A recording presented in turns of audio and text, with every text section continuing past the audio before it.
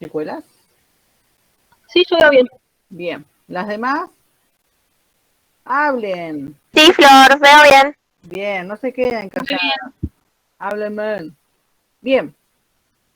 La 1 te dice que en un tubo de ensayo de laboratorio tiene una célula que desea obtener una copia del material genético que se obtiene, ¿sí? Que contiene, digamos, perdón. ¿Qué proceso debería tener lugar? ¿Sí? O sea que en ese tubo de ensayo lo que ustedes tienen es una célula para directamente copiar ese producto, ¿sí? Copiar ese ADN a otra célula que va a contener, ¿sí? O sea, ¿qué proceso de lugar va a tener? ¿Sí? Entonces ustedes tenían la fosforilación de enzimas y consumo de nucleótidos trifosfato durante el proceso, la transcripción y la traducción de las ciclinas mitóticas y la condensación de cromosomas, ¿sí? Y las otras respuestas que venían con la fosforilación del ARN polimerasa 2, la activación del promotor, ¿sí? Y el desamblamiento, digamos, el desamble, lo que hace la envoltura nuclear. Hablo rapidito de lo que es la replicación, ¿sí? Yo en la replicación tengo que tener sí o sí la fosforilación de las enzimas, ¿sí? Que yo necesito helicasa, ADN polimerasa, topoisomerasa, ¿sí? Los PUCs, ¿sí? Bueno, el ADN polimerasa las tres, ¿sí? Y tengo que tener un consumo de nucleótidos trifosfatos durante todo el proceso, ¿sí? ¿Por qué? Porque ese nucleótido trifosfato es el ATP. Yo para tener una producción de una replicación de una célula y una replicación, digamos, de ADN, necesito sí o sí tener esta fosforilación, digamos, de enzimas, obviamente, porque yo lo que tengo que hacer es achicar a ese proceso para tener dos copias, por ejemplo, de enzimas, o sea, dos copias, perdón, de hebras, y volver a poner los nucleótidos, ¿sí? Acuérdense que el nucleótido trifosfato es el ATP, ¿sí? Adenosin trifosfato, ¿sí? Adenosina es el nucleótido, es la base nucleótida, ¿sí? Entonces directamente yo durante todo ese proceso necesito sí o sí obtener energía. ¿Dónde más tengo energía? En la síntesis de proteína. ¿Dónde más tengo energía? En algún pasaje de protones, por ejemplo, que se me estén ocurriendo a nivel de exterior e interior de ¿La la célula. cadena? ¿Cómo? ¿En la cadena decís vos? Claro, en la cadena, ¿sí? En la cadena propia yo no tengo ADN, ATP, perdón, ¿sí? No tengo por ejemplo, timina, adenina, citosina y guanina y tengo un ATP. No, el ATP funciona en base a que yo rompa esas hebras de ADN, ¿sí? Y pueda hacer la replicación tranquilamente, ¿sí? Hacer, como dice acá la respuesta, que la opción A es la correcta, es la fosforilación de las enzimas, ¿sí? Yo tengo que fosforilar esas enzimas sí o sí para que el proceso de replicación se me produzca, ¿sí?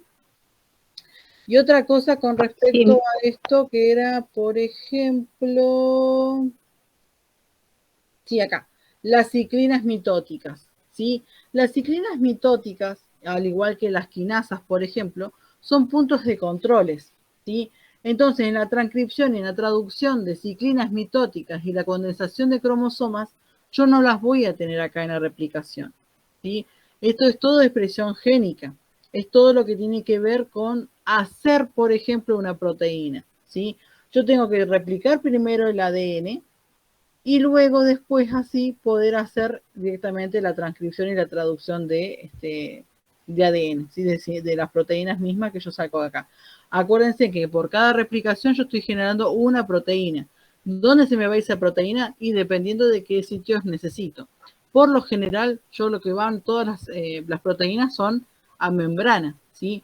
Las proteínas van todas a membranas que se sintetizan en los ribosomas libres, en los citoplasmáticos también se llamados. ¿Sí? La fosforilación de ARN polimerasa 2. La 2 repara daños, ¿sí? O sea que nunca voy a tener una fosforilación, ¿sí? Siempre lo que voy a tener es una condensación, ¿sí? O algún producto que yo tenga que hacer porque es un daño, o sea, repara daños, todo lo que son las ARN polimerasa, ¿sí? La 2, o sea, la 2 particularmente. Y por medio de las quinasas activan las ciclinas, sí, las activan, pero las activan en forma de fosforilar, ¿sí?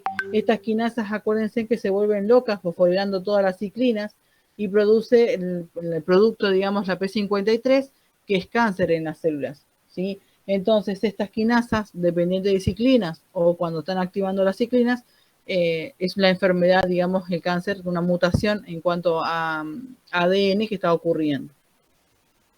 Perdón, Flor, se me confundió con la P53. La P53 no era la inhibidora, digamos, no funcionaba como inhibidora. Claro, la inhibe para que, digamos, directamente no se me active la fosforilación, ¿sí?, de las quinasas. La P53 lo que hace, las quinasas fosforilan, ¿sí? Fosforilan cualquier cosa que ven. Cualquier cosa que ven se llaman las ciclinas, ¿sí? Estas ciclinas lo que hacen es no entrar en acción porque están fosforiladas, digamos, directamente tienen una baja producción. Y acá entran, digamos, inhibiendo o tratando de inhibir a las quinasas la P53, ¿sí?, para que no siga fosforilando y armar un desastre en todo lo que es el ciclo celular.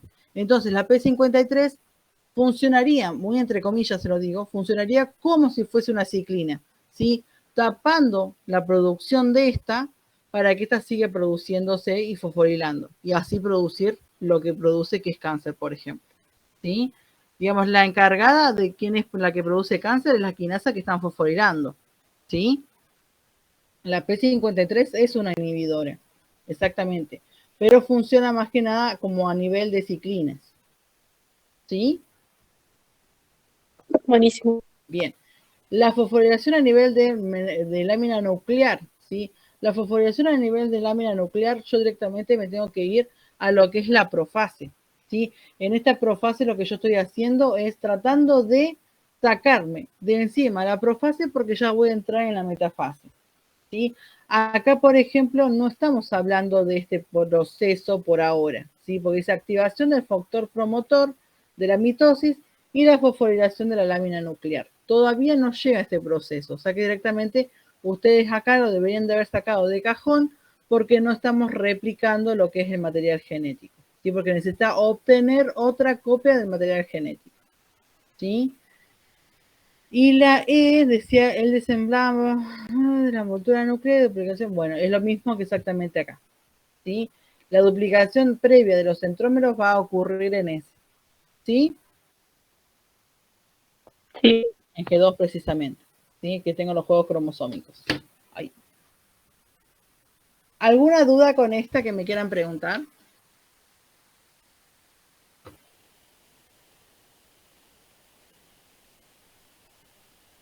¿No, Pis? Dime.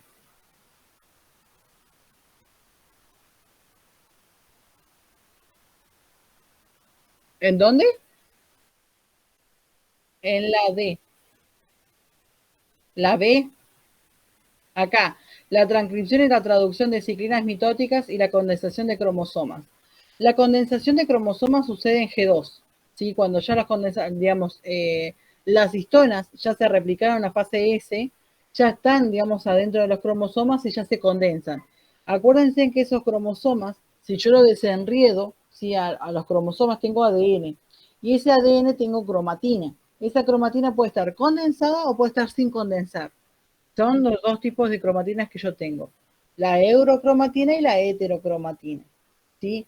La transcripción y la traducción de las ciclinas mitóticas, ¿sí? La transcripción y la traducción tiene que ver con todo lo que es la expresión génica, ¿sí? Todo lo que es la síntesis de proteínas, ¿sí? Todo lo que tiene que ver con respecto a las fases de separación, digamos, no de replicación, ya directamente ya sería la expresión génica, ¿sí? No tendría nada que ver esta respuesta porque la transcripción y la traducción aparecen en el núcleo y después en el citoplasma, ¿sí?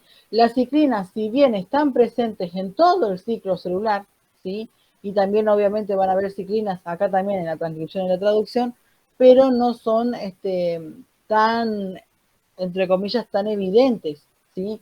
Porque las ciclinas mitóticas las estaríamos hablando del ciclo celular, ¿sí? Las ciclinas E, las ciclinas dependientes de quinasas y demás ocurren durante el ciclo celular, ¿sí? Para que esta respuesta sea lo, digamos, más correcto, tendríamos que decir la replicación de las ciclinas mitóticas, ¿sí? ¿Por qué? Porque se van replicando todas las ciclinas dependiendo en qué ciclo del sitio esté, ¿sí? o dónde mayormente la voy a tener que utilizar a esas ciclinas. Sí, la correcta exactamente es la A. ¿Sí? La fosforilación de enzimas específicas y el consumo de nucleótidos trifosfato durante el proceso. Sí, y acá habíamos dicho que esta es la correcta porque yo utilizo la fosforilación de las enzimas, ¿sí? ARN, ADN polimerasas, las helicasas, las ligasas, las nucleasas y demás, y consumo ATP, ¿sí? Durante todo el proceso de replicación. Sin embargo, acá la B, la C, la D, la E, no nada que ver con lo que estaban preguntando, ¿sí? Con lo que estaban diciendo. ¿Bien?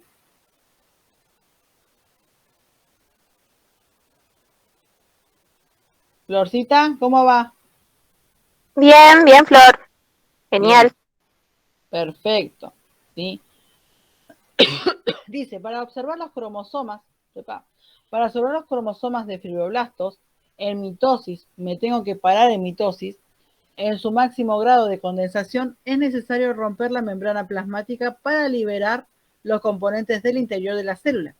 Esto podría lograrse modificando la concentración de solutos en el medio extracelular. ¿Sí? ¿En qué etapa del ciclo celular deberían de tener, digamos, las células para observar mejor los cromosomas? ¿Y cuál de las soluciones, sí, las siguientes soluciones iba a decir, de las soluciones de los siguientes frascos, las trataría para designar la membrana plasmática? Dato que les dan, por ejemplo, es que el interior de la célula tiene una concentración de 300 milimoles. ¿Sí? Acá esta pregunta era como media tramposa. ¿Por qué? Porque les daban datos a niveles de milimoles, ¿sí? Por ejemplo, 300 milimoles, ¿sí? Tengo un cultivo extracelular, tengo un cultivo interior, digamos, intracelular, ¿sí? Y tengo, obviamente, los fibroblastos, ¿sí? Y la mitosis también. Pero lo que me está marcando acá es la membrana plasmática, ¿sí? O sea que es necesario romper la membrana plasmática para liberar todos los que son los componentes estos. Esta pregunta era tramposa en el sentido de que si ustedes se tenían que ir a lo que es la ósmosis, ¿sí? Ósmosis yo la voy a encontrar con estos minimoles, o en moles mejor dicho también, que se pueden encontrar, para saber todo lo que es concentración, básicamente lo mismo, ¿sí?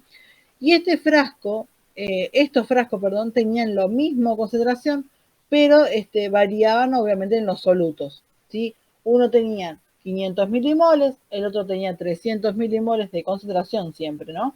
Y 50 milimoles. Esta célula que ustedes le daban era una célula que tenía 300 milimoles, ¿sí? Es decir, que para que se debería, digamos, de obtener y de tener la concentración, ¿sí? Es en una metafase.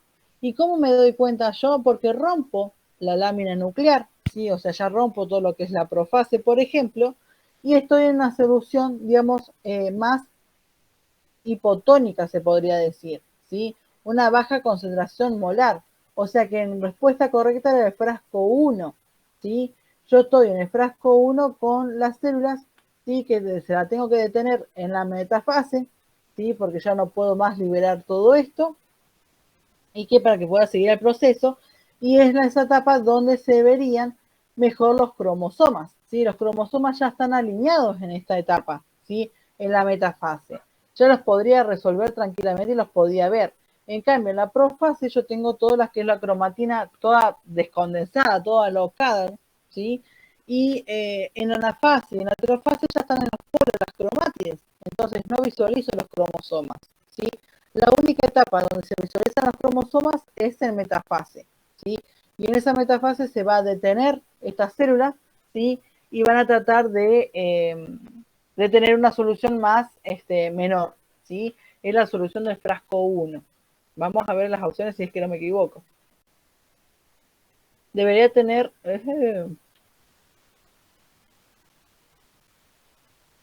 debería de tener las células en anafase, bueno, lo mismo, ¿sí? Anafase jamás, porque están todas las cromátides hacia los polos. Yo no tengo visualización de los cromosomas en esta fase, ¿sí? Tengo visualizadas cuántas cromátides, pero no de cromosomas, ¿sí? Y estoy en una solución 3, ¿sí? Es por arriba molar de lo mío, ¿sí?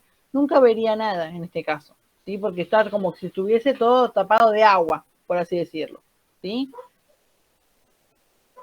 Dice, debería detener las células en G2. ¿Qué pasa si yo detengo las células en G2? ¿Alguien me podría decir?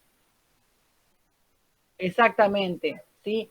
Se me duplican los ADN, pero ¿qué pasa con mis cromosomas?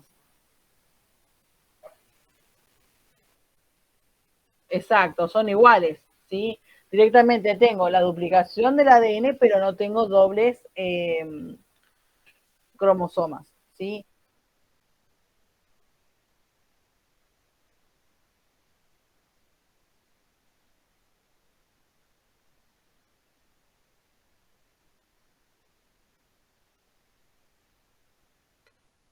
Claro, claro. Yo, esta es la media tramposa porque teníamos que tener en cuenta la osmolaridad, ¿sí? Si yo tengo demasiado líquido, es como que en un vaso, si vos pones mucha agua, se te distorsionan todo lo que son las piedras, ¿sí? Entonces vos no alcanzarías a ver las piedras. Pero sí, muy bien pensado, ¿sí? Y algo que se los voy a decir, ¿sí? Pero es como dañino decírselos, porque bueno, no lo tomen en cuenta. Vieron que ustedes acá siempre tienen 1, 2, 3, 4, 5 respuestas posibles de ese examen, ¿sí? De esa pregunta. Pero dos siempre son iguales si ustedes se ven. Por ejemplo, acá en este caso la B y la C son iguales. Nada más que cambia, acá dice G2 y acá dice metafase, ¿sí? Por lo general, ¿sí? No, por lo general, después no quiero decir que, Flor me dijo que me van a matar, sino, por lo general siempre apuntan a que una de las dos esté correcta, ¿sí? Digamos, sacando todas Sí, las cosas del medio, ¿sí? Eh, nos dimos cuenta de eso. Es como, pero bueno, sí, era muy tramposa Sí, esta era la pregunta. tramposa, pero con respecto a las respuestas, ¿sí? Si están en dudas, muy en dudas con alguna, ¿sí? Siempre váyanse a las dos iguales y si están muy en dudas van a hacer tras de ti, ¿sí? Pero no van a poner nunca las demás, ¿sí? Que ahí ya sería muy erróneo. Pero siempre los exámenes, por lo general, siempre tienen las dos respuestas posibles entre estas dos nada más, ¿sí? Entre las que son más parecidas. ¿Sí? Bien, y las demás, como les decía, si están mal vistas, obviamente porque yo tengo todas las otras fases, ¿sí? En G2 no tengo, digamos, tengo el ADN duplicado, pero no tengo las cromosomas duplicados. En la anafase directamente no tengo los cromosomas unidos, tengo los cromátides en los polos. La C es la correcta. La profase directamente no veo nada. Si la profase está todo enmarañado, todo hecho un lío. Y en la metafase, acá también decía metafase, pero son células en el frasco 3, ¿sí? Directamente estoy muy errónea en todo lo que es isotónico, ¿sí? Ya estoy con una hipermolaridad terrible que no puedo ver nada por tanto líquido que tiene esa célula, ¿sí? Sí, Bien. La 3 te dice, en laboratorios utilizan diferentes tipos celulares de ratón, ¿sí? Le llama la atención que un grupo de células expresa una variante de lámina nuclear que es sensible a la temperatura. Cuando la temperatura del cultivo celular supera los 38 grados, la lámina cambia de conformación tridimensional y ya no pueden ser fosforiladas por la quinasa. Es por ello que, debido a la mutación, estas células se detienen en el punto específico del ciclo celular cuando la temperatura se desplaza a 38 grados. Obviamente que no es permisiva esa temperatura. En base a esta información, responda. En esta mutación, ¿qué estructura de proteína funcional se ve afectada por la temperatura? ¿Y cuál es el ciclo celular en la que se detienen las células cultivadas? Seleccione al menos la mejor respuesta que se ajuste, ¿sí? ¿Qué pensaron en esta?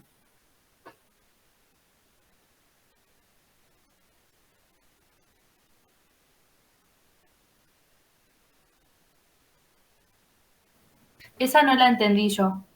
Bien, tenés que focalizarte en mutaciones y obviamente con respecto a lo que es la etapa del ciclo celular. Pensémosla.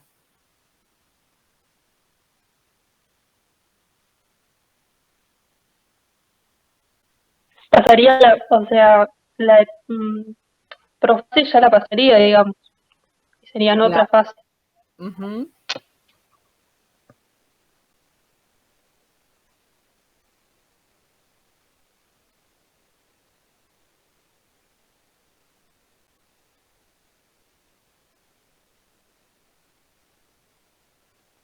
¿Cómo era? ¿Qué cosa? ¿El G1? ¿Qué cosa era tridimensional la proteína?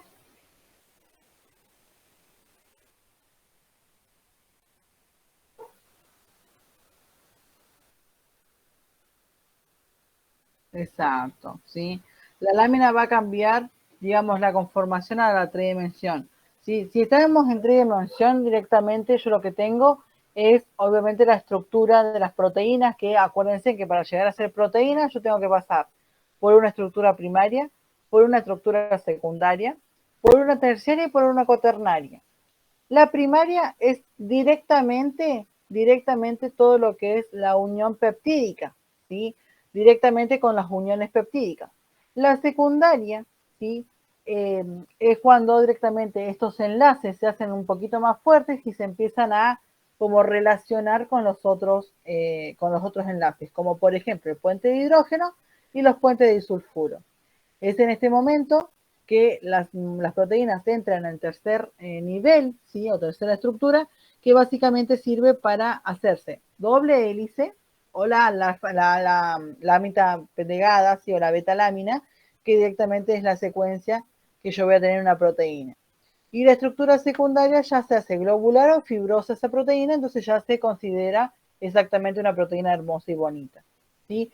La temperatura es una de las cuales a las proteínas son muy sensibles, se rompen enseguida. Y obviamente la distorsionan y la terminan rompiendo. Ese proceso se llama desnaturalización de la proteína, ¿sí? Si no lo han visto hasta ahora en química, por ejemplo, a los que son las proteínas, ¿sí? En química lo van a ver que se llama desnaturalización ese proceso, ¿sí? Y ese proceso, la temperatura lo afecta muchísimo a lo que es una proteína, la termina rompiendo en la estructura secundaria, ¿sí? Y las células directamente, si pasa eso, por ejemplo, estoy yo ante ¿cómo? La estructura secundaria es las uniones peptídicas, ¿sí? Es la unión primaria, ¿sí? O la estructura primaria. Y la secundaria es cuando se le agregan otros productos, digamos, otras uniones como puentes de hidrógeno o puentes de sulfuro a esos mismos enlaces peptídicos y ya se empiezan como a relacionar más, ¿sí? Es lo mismo que yo me pongo en fila india con unas amigas, me agarro de la mano, enlace peptídico, ¿sí? Estructura primaria. Nosotros que somos amigas, nos empezamos como a enrollar sobre sí mismas, a agarrarnos de las manos entre todas. Ahí ya estamos formando otros enlaces, ¿sí? Los puentes de hidrógeno y los puentes de sulfuro, que son los más conocidos, ¿sí? Una vez ya formado, que esto es la estructura secundaria, una vez formado que ya nos empezamos a agarrar de la mano cada una, ¿sí? Ya nos empezamos a diferenciar en alfa hélice o la beta plegada, ¿sí? Que ya sería la estructura terciaria. Al hacer ese movimiento, ¿sí? Es cuando directamente nosotros nos vamos a empezar a reconocer todas, ¿sí? Y vamos a empezar a hacer una locura, ¿sí? Yo se los voy a dibujar acá rapidito como si fuese, a ver, espérenme.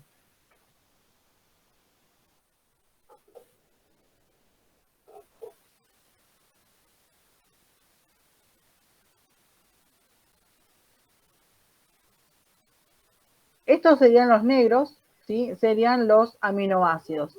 Estos aminoácidos se unen, ¿sí? Mediante estos puentes de hidrógeno, ¿sí? Perdón, los enlaces peptídicos, ¿sí? Se van uniendo, se unen. Pero, esta es la estructura primaria.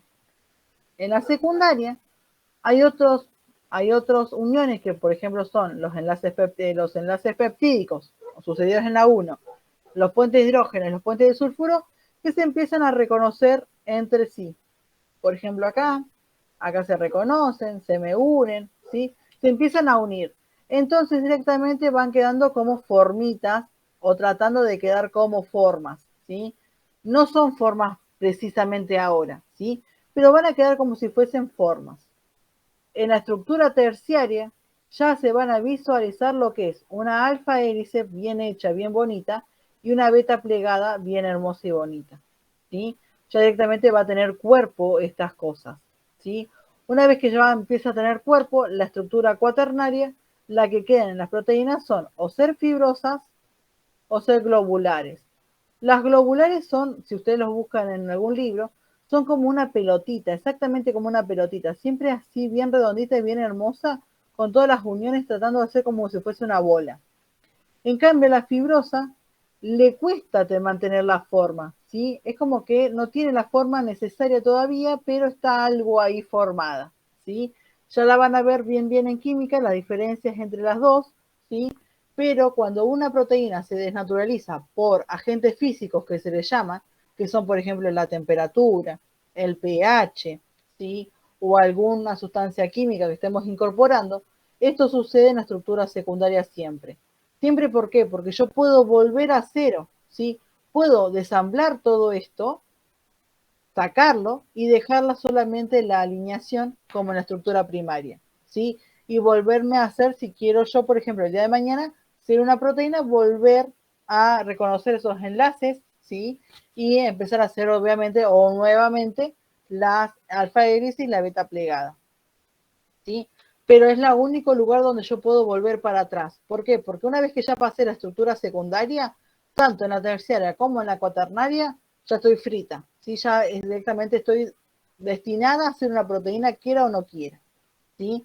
Entonces, la globular va a ser una proteína más formadita, más redonda, ¿sí?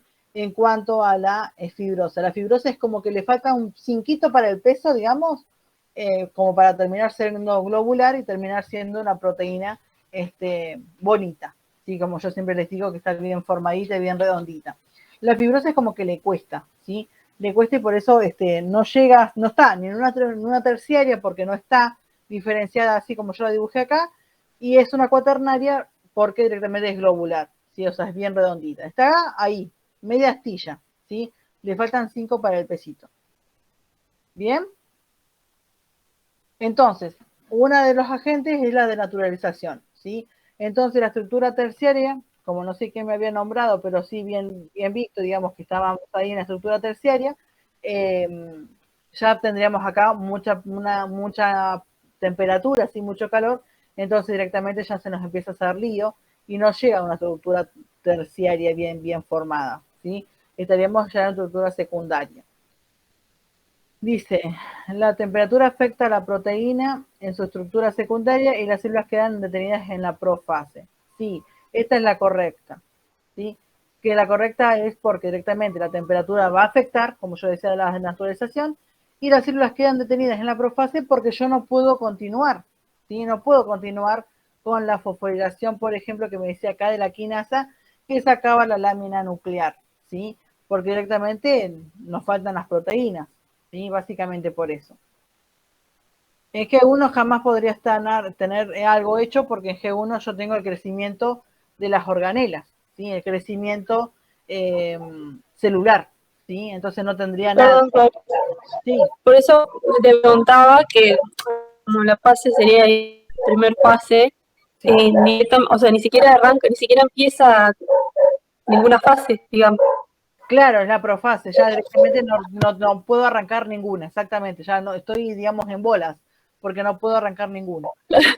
Sí, Bien. estoy desnuda totalmente, sí, estoy en bolas directamente porque yo no arranco ninguna, y la otra es que la estoy desnaturalizando, o sea, tengo dos procesos que están demasiado heavy ahí, ¿sí? Uno es la temperatura que me está dañando la proteína, y la otra es que yo no estoy haciendo la célula como corresponde, ¿sí? Entonces no tengo a quién fosforilar después, ¿sí? Acuérdense también que durante todo lo que es la estadía, digamos, de crecimiento o de desarrollo, digamos, a nivel de los cromosomas, estos cromosomas también necesitan proteínas. Las condensinas y las coesinas son dos principales proteínas que ustedes deberían de saberse y acordarse con respecto a todo lo que es, por ejemplo, la anafase, ¿sí? Que es el proceso donde se separan las cromátides, ¿sí? Este es un proceso donde ocurren las proteínas y si no las tengo estas para fosforilarlas, directamente estoy al horno, ¿sí? Y bueno, las demás también están totalmente erróneas porque dicen G2 lo mismo que recién, y actúa, digamos, y afecta, dicen, las proteínas en la estructura la primaria, ¿sí? En la primaria, ni Hitler la podría haber cambiado a la estructura, ¿sí? Porque la estructura solamente sirve, son amigos y se agarran de la mano únicamente, ¿sí? Lo mucho que pueden hacer si la proteína esa está en un gravísimo estado en cuanto a temperatura o en cuanto a pH o en algo físico, como mucho se soltarán de la mano directamente y después se vuelven a unir, ¿sí? Nunca va a pasar nada en la estructura primaria, ¿sí? Y esto sí lo recalcan o lo ponen en algún lado o en alguna cosita porque siempre lo han preguntado en los finales, ¿sí? Cuando era orales siempre les preguntaban si la estructura primaria se vería afectada y jamás se afecta la estructura primaria porque solamente es por enlace peptídico unirse nada más. Si lo único que hacen es extender los brazos y agarrar las manos, ¿sí? Nada más. Y en la 2, que quedan detenidas en la 2, jamás, si no tengo las primarias, mucho menos ahora, ¿sí? Y la telofase ya teníamos la proteína ya hecha, y la célula ya formada, y la terciaria no podría llegar porque estamos denaturalizando, ¿sí? No podría tenerse nunca la desnaturalización ahí en la terciaria. En la terciaria es como que ya estamos formados y ya estamos hechos, y lo único que nos queda es seguir el camino hacia proteína. ¿Cómo quede formada? No me interesa. O sea, no me interesa en cuanto a si es fibrosa o es globular, ¿sí? Pero ya estoy formada. ¿Bien? ¿Quedó? Bien. Si tienen dudas, consultas, me paran, ¿eh? Porque yo por ahí me voy entre las ramas. Bien. Esta es un gráfico. A ver si me mandó la otra pregunta. Acá está. ¿Sí? Esta dice, en el laboratorio, yo odio los gráficos, así que si la podemos analizar todas juntas, muchísimo mejor, ¿sí? Yo detesto con todos mis amores, ¿sí? Detesto lo que son los gráficos, porque una que están mal hechos y los otros que, digamos, están como muy, muy cortinas. En el laboratorio se realizan cultivos de células musculares de ratón que se mantiene durante un tiempo en condiciones anaeróbicas y luego se les suplantan con oxígeno. El momento en el que se suplanta con oxígeno está señalado con los gráficos, digamos, con las flechas verdes, en los cuales, cuál de los gráficos representa la variación de la glucosa en el medio de estas condiciones, ¿sí? Lo mismo que yo le decía al grupo de la mañana. Ustedes fíjense en dos palabras acá que existen, que son oxígeno y que son anaeróbicas, ¿sí? Esas dos palabras, ustedes váyanse a todo lo que es la glucólisis, ¿sí? La glucólisis anaeróbica y la glucólisis aeróbica. La glucólisis aeróbica, que es directamente con presencia de oxígeno, yo tengo todo hermoso el proceso, ¿sí? O sea, es la célula ideal. Es llegar con esa oxigenación a hacer el producto que se llama piruvato, y ese mismo piruvato hacerla directamente con la presencia esta de oxígeno, hacer la coenzima esta que me está ayudando con los ATP en la etapa compensatoria, que es el NAD, después que se me vaya la cadena respiratoria, y el piruvato se transforme en todo lo que es el acetil-CoA e ingrese a Krebs. Eso es la célula ideal. Pero ¿qué pasa? Yo con dos de las chicas ya nos conocemos hace un ratito de tiempo, pero le decía a las chicas, por ejemplo, y ahora que son las nuevas, les comento, los calambres suceden cuando estamos en glucólisis anaeróbica, o sea, sin oxigenación, ¿sí? Entonces, cuando pasa una célula así, no es que nos morimos directamente, porque ustedes decían, o pensarían que una célula cuando está sin oxigenación directamente forma lactato y ya se muere, ¿sí? Y sin embargo estoy, por ejemplo, con un calambre, ¿sí? Ese calambre sucede en las condiciones anaeróbicas sin oxígeno de la glucólisis y se trasluce o se traspasa lo que es el ácido láctico, ¿sí? Este ácido láctico, si la célula sigue sin poder tener oxígeno, o porque la mitocondria se murió, o porque no había mitocondrias en esa célula, o porque justo se olvidó de respirar la mitocondria, ¿sí? En este proceso, directamente este ácido láctico puede transformarse en lactato mediante una enzima que se llama lactato deshidrogenasa, ¿sí? Si esto sucede, si se forma, digamos, lactato, ahí sí estoy en serios problemas y ya seguramente esté en camino hacia el cielo, ¿sí? Porque lamentablemente nos morimos si se forma lactato. Pero la enzima esta lactato deshidrogenasa es cíclica, ¿sí? ¿Qué quiere decir cíclica? Puede tener un camino que se me forme lactato y otro camino que se me forme piruvato, ¿sí? Que vuelva a la formación de piruvato. Entonces, este ácido láctico que se está produciendo por la falta de oxígeno se puede formar de nuevo, recompensar de nuevo, o llámenlo como quieran, volver a formarse, a hacerse piruvato. Si esto se forma, directamente es porque la mitocondria directamente se olvidó de respirar, entre comillas, no tengo oxigenación, y ahora me acordé de respirar, es como una bocanada de aire. La mitocondria se acordó de respirar y directamente yo tengo oxígeno nuevamente en esta glucólisis. Entonces no te mueras, seguía piruvato, ¿sí? Entonces entra el ácido láctico formándose piruvato y este piruvato sigue lo mismo que anteriormente. La descarboxilación, Krebs, cadena respiratoria y fosforilación oxidativa, ¿sí? Esos son, digamos, los caminos que pueden tener. Si la célula se hubiese seguido manteniendo sin oxigenación, o porque las células se murieron, o porque yo misma tampoco estoy respirando, o X motivo, directamente el ácido láctico se transforma en lactato, ¿sí? Pues está encima del lactato deshidrogenasa. Y ahí es cuando las células ya se empiezan a morir y empiezan a hacer barullo, ¿sí? Porque directamente no tenemos oxigenación, ¿sí? Pero acá dice que no tenían oxigenación y de golpe le suplantaron este oxígeno, de golpe le incorporaron ese oxígeno de golpe, ¿sí? De rápidamente. Entonces, esta, ¿sí? Sería el gráfico C cuando le incorporan oxígeno. Viene en una decadencia, lactato, por ejemplo, formación de lactato, y ya ahí quedé, ¿sí? No tengo formación. Y el gráfico A siempre se mantuvo en parte de sin oxigenación, ¿sí? Siempre se mantuvo constante ese movimiento, ¿sí? En cambio el C es el más acertado con respecto a las variaciones de la glucosa. ¿Por qué? Porque estoy en sin ausencia, digamos, con ausencia de oxígeno y de repente me mandan ese oxígeno. Como también les decía a los chicos de la mañana, no es que esto va a subir track para arriba de una y vamos a tener un pico máximo de 100, no sé, por ejemplo, ¿sí? No, esto es muy gradual. Si es, por ejemplo, en condiciones aeróbicas, menor, ¿sí? Porque si fuese mayor, yo la estoy matando, digamos, de ser hiperventilación, más o menos, ¿sí?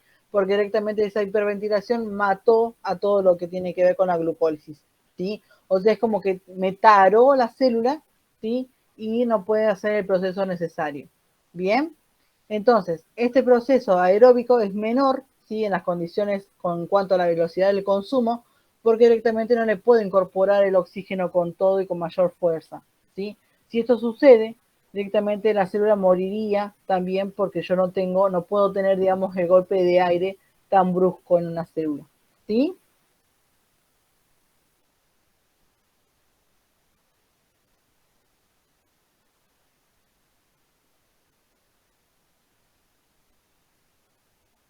Claro, me dijiste la A. Ay, no tengo las otras opciones acá. Bien, este gráfico, el gráfico A, no. Sí, el gráfico A ya habíamos dicho que no porque era como constante, así que lo borro literalmente. El C dice corresponden al gráfico C, sí, estamos en lo correcto, ya que la velocidad de consumo de glucosa en condiciones aeróbicas es menor. Esta vez la correcta, ¿sí? En condiciones aeróbicas menor, ¿sí? Mayor jamás podría ser, ¿sí? ¿Por qué? Porque si yo estoy en mayor condiciones, digamos, aeróbicas, es como que la mataría a la célula por tanto oxígeno que le estoy incorporando de rápido, ¿sí? Entonces no alcanza al ácido láctico a regenerarse, a reformarse para hacerse nuevamente piruvato, ¿sí? Es como que lo abataté. Sí, es mayor, mayor, claro, mayor. Anaeróbica sí, porque yo no tengo presencia de oxígeno. O, por ejemplo, en este proceso que estaba, que vos le incorporabas el oxígeno, ¿sí? Si esa célula se mantenía, por ejemplo, siempre con el mismo consumo de tiempo y de glucosa, en la parte de anaeróbica seguiría siempre igual, ¿sí? Pero cuando le incorporás mucho, mucho, mucho, sigue con la parte anaeróbica, ¿sí? Porque directamente el ácido láctico no se alcanza a dar cuenta que hay oxígeno, ¿sí? y entonces sigue la formación de lactato. Si sigue la formación de lactato, directamente ya se muere la célula, ¿sí? No tengo vuelta atrás. La correcta era la B, ¿sí? Acá habían puesto mayor, ¿sí? El B tampoco era el C, ¿sí? El B con mayor condición de bien, no, ¿sí? No era el gráfico correcto, sí, esta parte sí estaba bien, la aeróbica es mayor, pero no estaba bien el gráfico. Y el gráfico C, ya que la velocidad de consumo de glucosa en condiciones anaeróbicas es menor, ¿sí? Bien. ¿Quedó esta?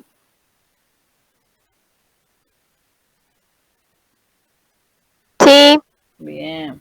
Ahí te escucho, Flor, no te escuchaba.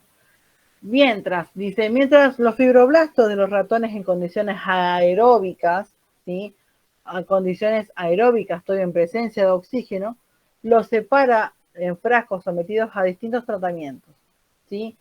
Y acá todas, digamos, no todas, no voy a incluir a todos, pero la mayoría, ¿sí? Durante la cursada, yo no sé si estaba mal dado el tema o hubo un problema de interpretación bastante entre desacoplantes e inhibidores, ¿sí? Voy a hacer un paréntesis acá.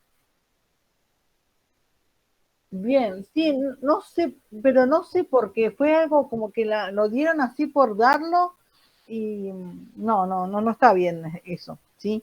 Los desacoplantes son siempre en la tepasa, ¿sí? En la ATP sintasa lo que yo tengo es la producción de la fosforilación oxidativa, ¿sí? En la fosforilación oxidativa, ¿sí? Donde ocurre la fosforilación oxidativa, que es en la tepasa, ¿sí? O la ATP sintetasa, como la quieran llamar, tiene bastantes nombres, o complejo 5 también. En ese complejo 5 se va a desencadenar todo lo que es el desacople.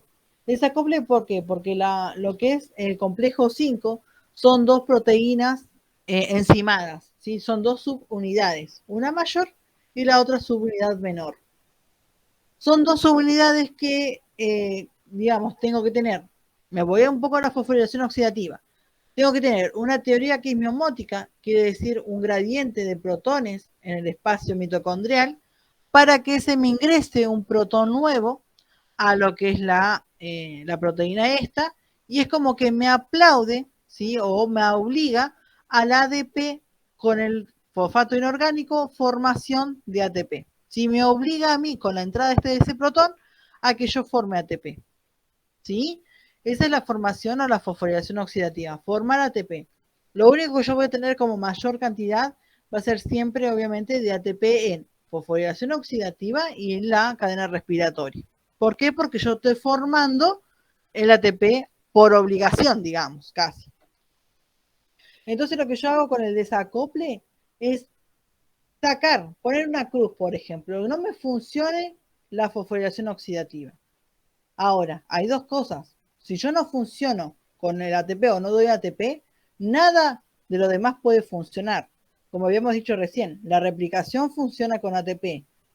Algún transporte, digamos, celular requiere o necesita ATP, ¿sí? La síntesis de proteínas necesita ATP. Entonces, existe, si estoy en presencia de oxígeno, siempre, con presencia de oxígeno, existe un favor, ¿sí? O un amigo que se llama la fosforilación a nivel de sustrato, ¿sí? Ese a nivel de sustrato significa cuando algo anda mal, ¿sí? Porque ahora les vamos a decir que anda mal, algo funciona mal, active esta fosforilación a nivel de sustrato, ¿sí? A nivel de sustrato, esta ATP se va a realizar, ¿sí? Hasta que la célula se ponga las pilas y empiece a funcionar bien. Lo normal funcionaría como fosforilación oxidativa. El gradiente de protones en el espacio mitocondrial ingresa un protón y me está activando ya mismo inmediatamente lo que es el ATP. Lo que es el inhibidor de la cadena de transporte de electrones, ¿sí? Que la cadena de transporte de electrones hay 4 complejos. En los 4 complejos yo tengo el aceptador final que es el oxígeno, ¿sí? Pero para que esto llegue necesitan abrir las compuertas, ¿sí? Son obviamente complejos proteicos. El 1, el 3 y el 4 son proteínas de transmembrana, ¿sí? Traspasan la membrana. Entonces, directamente el 1, el 3 y el 4 tienen traspaso. Quiere decir que el NAD, que viene de la glucólisis, ¿sí? pasado por la glucólisis, mejor dicho, está en el complejo 1. Y el FAT, que viene de Krebs, ¿sí? Está en el complejo 2, que es está bebido adentro de la membrana. Entonces, estos dos coenzimas, ¿sí? Que ayudan obviamente a la formación de ATP también, abren las compuertas. Se tienen que oxidar estos dos coenzimas, se tienen que reducir estas dos coenzimas, entregar sus protones a ambos complejos, el NAD al complejo 1 y el FAD al complejo 2, y ahora sí están abiertas todas las compuertas. Empiezan a pasar, ¿sí? Por las compuertas a llegar hacia el oxígeno. Una vez que llega el oxígeno, esto directamente se forma agua, que es el producto final de la cadena respiratoria, y ya daríamos como dado por hecho todo lo que es el proceso este, ¿sí?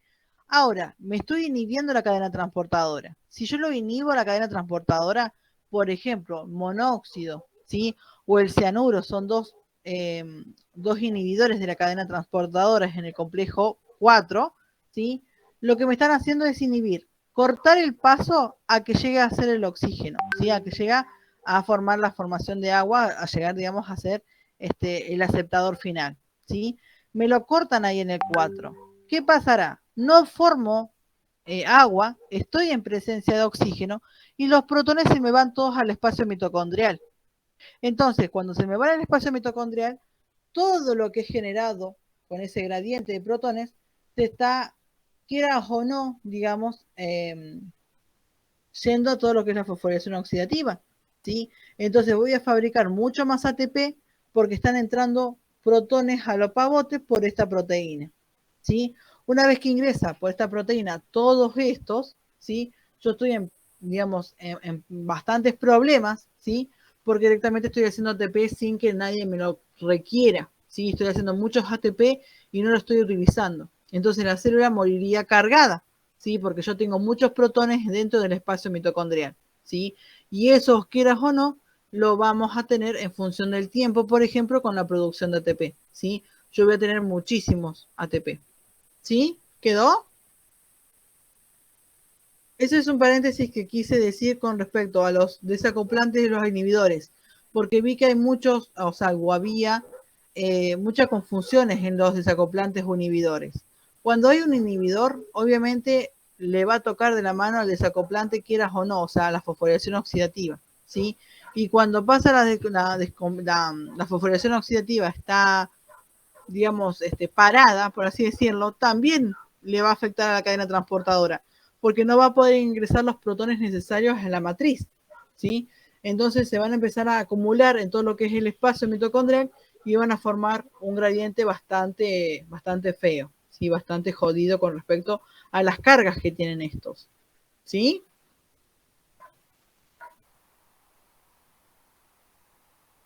Chiquillas.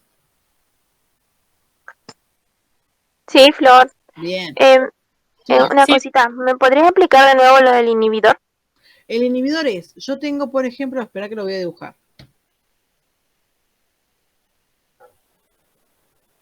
Esperen un segundo.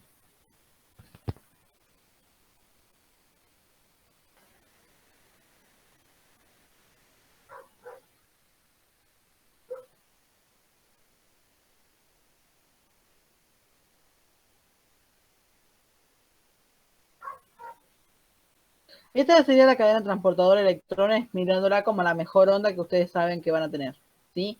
Este va a ser el complejo 1, este va a ser el complejo 2, este va a ser el complejo 3 y este va a ser el complejo 4. Lo que me faltan acá son las proteínas periféricas, ¿sí? Que es la coenzima Q y el citocromo C, ¿sí? Que son dos proteínas periféricas que me van a ayudar, ¿sí? Me van a ayudar en todo este proceso. Yo acá tengo la membrana plasmática de la mitocondria, ¿sí? Plasmática no, la membrana mitocondrial. El 1 dijimos que tiene pasos hacia el espacio mitocondrial. Esto sería el espacio mitocondrial. El 3 también tiene el espacio y el 4 también tiene salida hacia el espacio, ¿sí? El 2 no. El 2 no tiene espacio, ¿sí? Directamente queda ahí. El 2 va a recibir del FAD.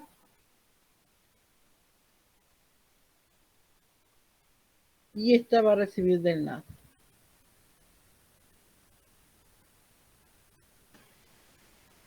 Estos protones se van a acceder al complejo 1, ¿sí? Y estos protones van a acceder al complejo Q, ¿sí? O sea, al 2 y después al Q. El 1 también le tienen que entregar estos protones al Q para poder pasar juntos al 3. El 3 después viaja al 4 y el 4 los manda al aceptador final, que es el oxígeno. Lo mando para adentro de nuevo, porque obviamente acá adentro tengo la matriz mitocondrial, ¿sí? Que tengo la oxigenación, ¿sí? La respiración celular. Esto ocurriría si todos, perdón, acá no. Acá ocurriría todo bonito y hermoso si esto estaría en presencia de oxígeno y no tuviese ningún otro problema. El 3 pasa al citocromo C y el citocromo C recién arranca el 4. Y el 4 ahí lo entrega al oxígeno. Si yo lo había hecho al revés, si lo había hecho pasar derecho, y no es así. El C es una proteína que viene y busca los electrones. Este oxígeno, perdón, lo tengo que tener directamente, ¿sí? Para que haya todo este proceso. Y me pueda yo, los dos protones estos de primeros que son del NAD, lleguen obviamente al oxígeno y los del FAD también. Entonces directamente ahora ya queda abierta la compuerta para que si hay protones acá abajo, ¿sí? Puedan ingresar por estas proteínas de transmembrana a escaparse, e irse hacia el espacio mitocondrial, ¿sí? Se pueden escapar, lo voy a hacer en verde, se pueden escapar y pueden irse hacia el espacio mitocondrial, ¿sí? Si es que algo sucediera en la membrana, ¿sí? O sea, si algo sucediera en las mitocondrias.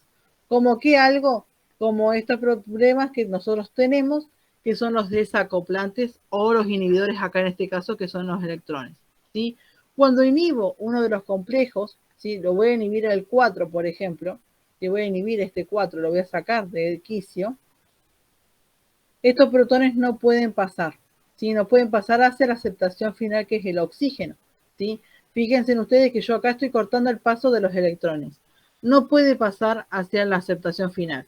Entonces, yo no me puedo volver para atrás, ¿sí? Porque es como la sangre, circula nada más, ¿sí? Y además fíjense en ustedes que atrás vienen un montón de protones más.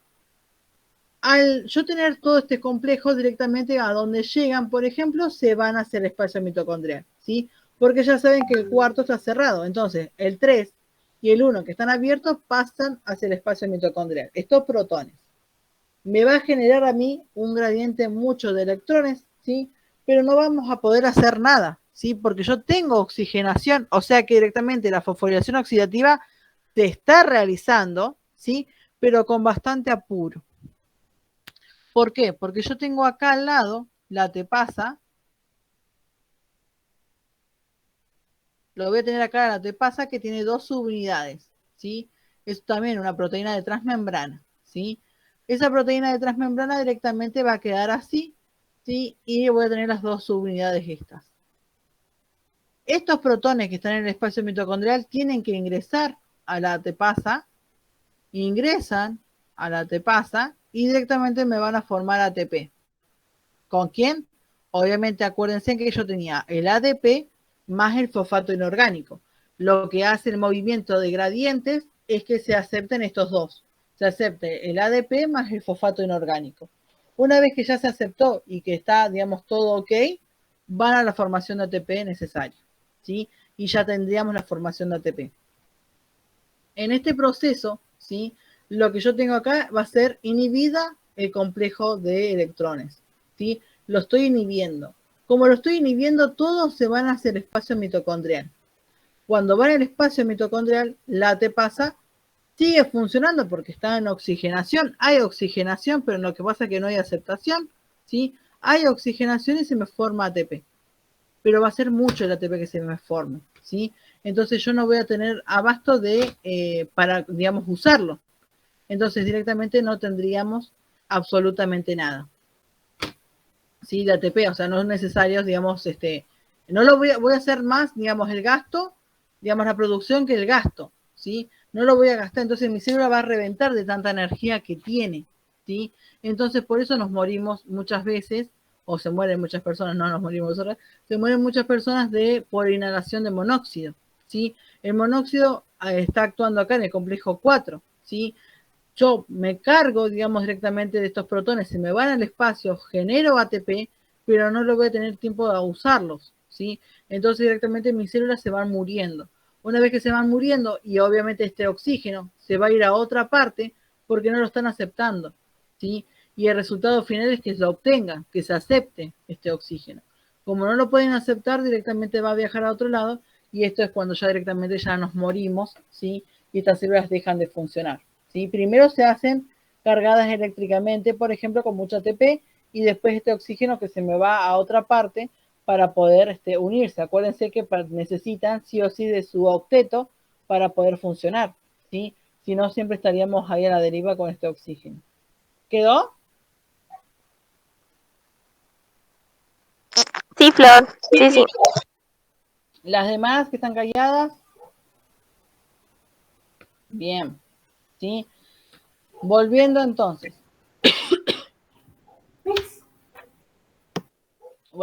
Dice, mientras cultiva fibroblastos, ¿sí? De los ratones en condiciones aeróbicas, o sea que estamos todo bien, los separa en frascos sometidos a distintos tratamientos.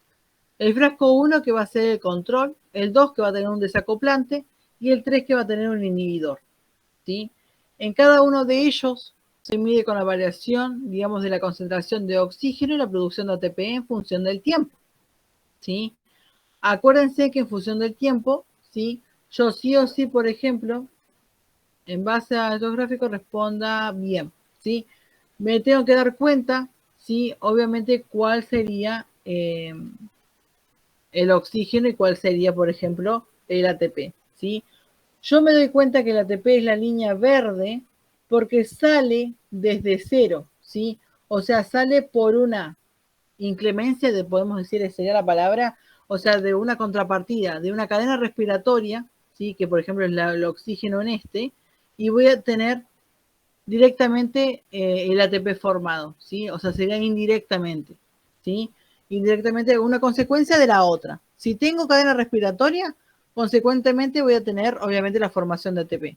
Si no tengo la cadena respiratoria o no tengo la oxigenación necesaria, obviamente me va a afectar a todo lo que es la fosforilación oxidativa, ¿sí? Si yo no tengo fosforilación oxidativa, bueno, voy a tener un poco de cadena de electrones, no, ¿sí? Porque yo voy a tener que ver cómo ingresó o si me está generando, por ejemplo, 100% la glucólisis o no se me está generando nada la glucólisis. Acuérdense que hay dos tipos, anaeróbica o aeróbica, ¿sí? Acá yo estoy en condiciones aeróbicas, estoy en presencia de oxígeno hermoso y bonito. Lo único, voy a tener, obviamente, estos frascos con algunos complejos, algún, por ejemplo, desacoplante o algún inhibidor, ¿sí? Lo que me estoy diciendo acá, por ejemplo, es cuál, ¿sí? ¿Cuál de estos gráficos va a ser el correcto? Cuando tenemos cadena respiratoria, conscientemente o inconsciente, tendríamos nosotros la fosforilación oxidativa, ¿sí? Es una consecuencia de la otra. Si yo tengo todo hermoso la cadena respiratoria, los electrones pasan de un complejo al otro, se genera un gradiente de electrones y por ende la fosforilación oxidativa, o sea, la formación de ATP, estaría genial, ¿sí? Estaría al 100% laburando. Si es, claro, y si yo solamente tengo fosforilación oxidativa, me tengo que frenar, ¿sí? Y ahí pensar qué tipo de glucólisis obtengo, si aeróbica o anaeróbica. ¿Por qué? Porque la fosforilación oxidativa puede ser de dos puntos, tanto a nivel de sustrato o la fosforilación oxidativa como ustedes la vieron, ¿sí? Hay dos fosforilaciones oxidativas, a nivel de sustrato y la común, ¿sí? Si es la común, estamos en oxigenación, por ejemplo, y si es a nivel de sustrato, es porque algo está fallando ahí con respecto al oxígeno, ¿sí? Por ejemplo, esta es la D, es la de desacoplantes, ¿sí? La B, gráfico B. ¿Por qué con la desacoplantes? Porque miren, yo voy a tener una cadena respiratoria lo más común posible, ¿sí? O sea, normal dentro de todo, pero no voy a tener producción de ATP. Miren lo bajo que está el ATP acá, por ejemplo, ¿sí? no tengo casi nada. Entonces seguramente acá está usando a nivel de sustrato, ¿sí?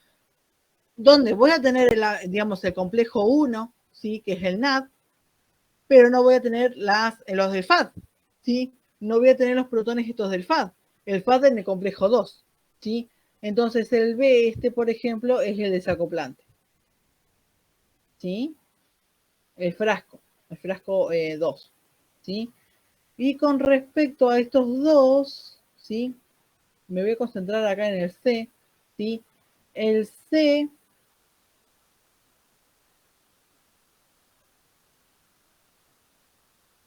no, estamos cerrando mal. No, le erré mal.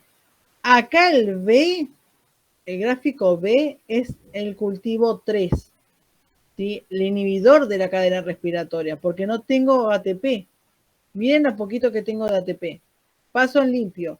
Frasco, digamos, del gráfico B es el frasco 3, ¿sí? El B3, cultivo con inhibidor de la cadena de electrones, ¿sí? Y va a tener el concepto. ¿Cómo? Claro, porque miren la cantidad de casi nulo de ATP que tenemos, ¿sí? Porque vos estás realizando la fosforilación, no, perdón, estás activando la cadena respiratoria, ¿sí? Perdón, mejor dicho, vas a tener oxigenación, pero no vas a tener el pasaje de electrones, ¿sí? Vos vas a tener un pasaje de electrones, ¿sí? Vas a tener un pasaje de electrones, ¿sí? Y vas a tener el oxígeno. Estás en condiciones normales. Pero acá vos algo estás inhibiendo, entonces vas a tener oxígeno, ¿sí? Pero no vas a tener obviamente el ATP, sino va a llegar a la cantidad de ATP que necesitas, ¿sí? En cambio, por ejemplo, fíjense en ustedes que en el gráfico C, ¿sí? Miren el rojo, la línea roja es la oxigenación y la línea verde sería el ATP, ¿sí? El gráfico C es un desacoplante, ¿sí? ¿Por qué? Porque vos vas a tener ATP formado, ¿sí? Y los protones se te están como cayendo porque es una consecuencia de tener muy pocos electrones, ¿sí? Es una consecuencia de tener muy bajos conectores, digamos, o sea, con cierto bien, para que vos se te forme el ATP necesario, ¿sí? El gráfico C está formando todo lo que es el desacoplante, si es un cultivo con desacoplante. Y el A sería el cultivo control, está funcionando bien todo, ¿sí? El ATP te nace desde cero, si por así decirlo, por una consecuencia que vos tengas de los electrones, de la concentración de electrones que vos tenés ahí, ¿sí? La concentración se está realizando correctamente y está funcionando la fosforilación, está funcionando lo más estable posible, ¿sí? El B pasó en limpio, el gráfico B corresponde a un cultivo con inhibidor de la cadena y el C a un desacoplante.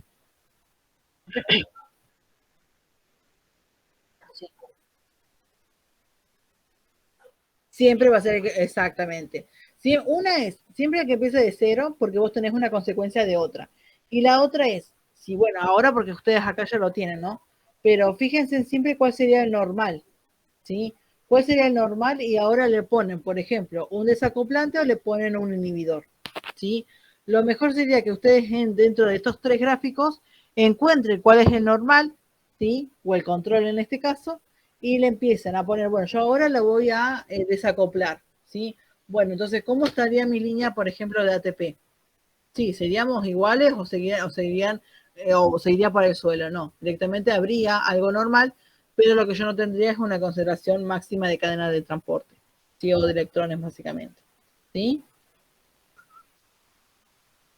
Sí, el ATP siempre nace de cero, ¿sí? Yo odio los gráficos, los odio analizar, ¿sí? Entonces, la respuesta correcta sería el frasco 1, el control, el gráfico B, frasco 2, perdón, sería el C, y el gráfico 3 sería el B. Sí, el frasco 3 sería el B, ¿sí? La línea roja era del oxígeno y la línea verde era Y la línea verde era de ATP, ¿sí? Bien. Dice, un grupo de ratones 2n igual a 40 se administran drogas que interfieren en el proceso normal de la meiosis. Las gametas obtenidas son células que contienen 20 cromosomas de 2 cromátides cada uno, ¿sí? En efecto probable la droga será. Denme un segundo que me están llamando por teléfono. Un segundito.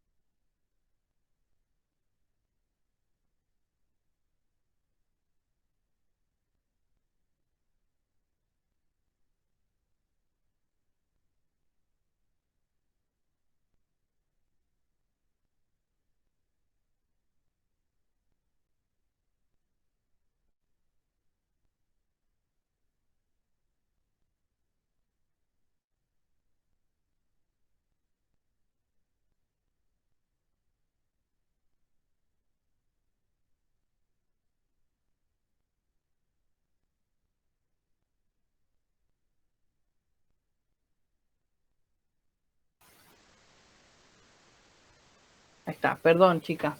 Es que falleció mi abuelo hace 3 horas, entonces estamos con el teléfono ahí, allá volando. Bien, entonces sí, gracias. Lo que pasa es que no quería tampoco dejarlas y como no se sabe todavía muy bien, están con los papeleríos, entonces eh, quería tenerlas. Claro, pero Y me despeja. no hay problema con eso. No, me despeja un poco porque si no Ah, está. bueno, eso es. Sí, no, me despeja muchísimo.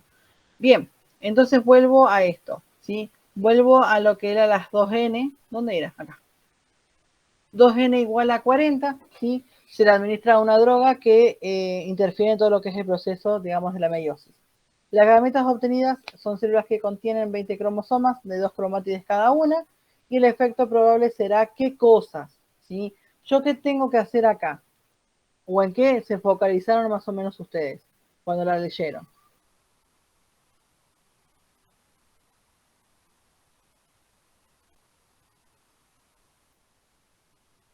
Ajá, bien. ¿Y lo tenía los? Bien, sí, perfecto. Lo que yo tengo que tener acá en cuenta es que yo tengo gametas que contienen 20 cromosomas de 2 cromátides cada uno, ¿sí? Entonces, yo estoy en una meiosis, ¿sí? Estoy directamente obteniendo en una meiosis o en una mitosis.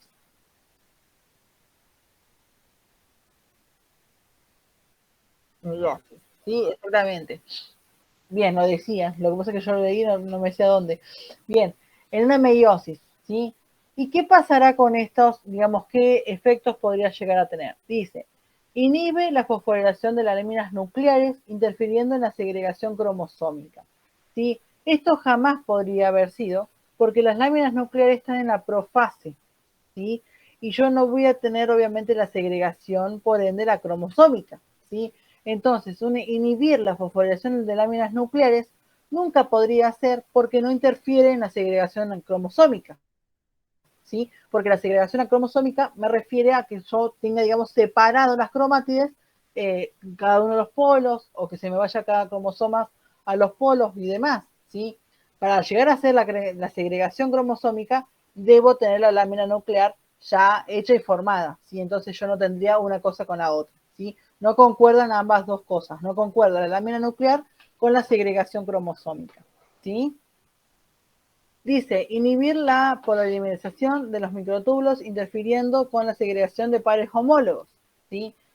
La polimerización de los microtúbulos es la tubulina, ¿sí? Es una proteína que se llama tubulina y no interfiere en la segregación de los pares homólogos porque los pares homólogos se segregan mediante algo que se llama coecinas, ¿sí? Se llama, digamos, todo lo que es con respecto a las condecinas y las coecinas que se me sacan, digamos, del centrómero y se me viajen, perdón, hacia cada uno de los polos, ¿sí? Entonces los microtúbulos, ¿sí? Sirven para sostener de cierta forma todo lo que son los cromosomas y cuando interfieren en los pares homólogos, ¿sí?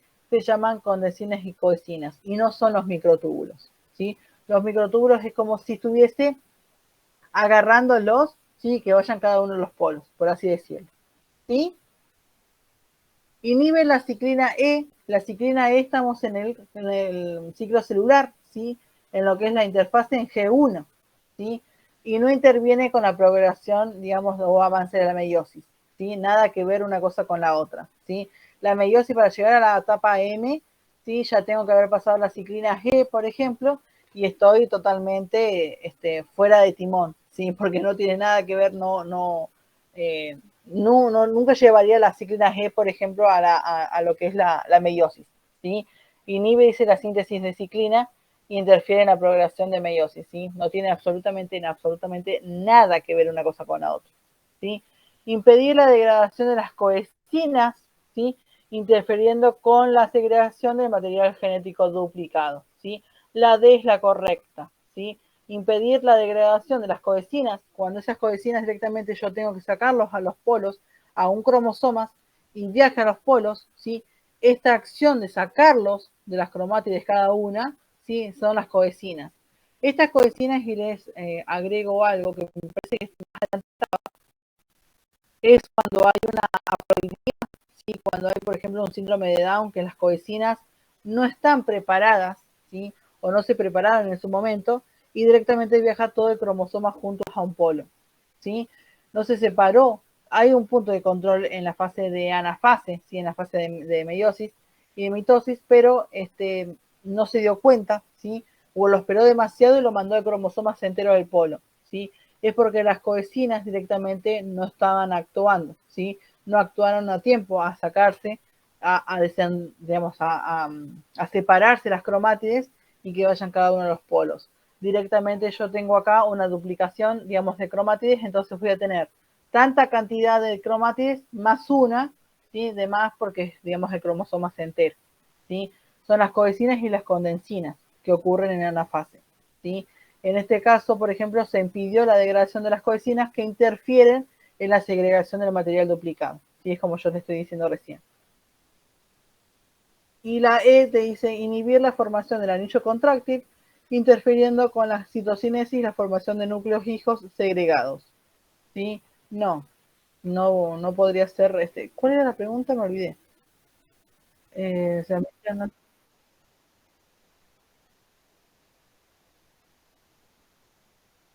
Las tubulinas son de los microtúbulos, ¿sí? Las tubulinas, digamos, es una proteína, ¿sí?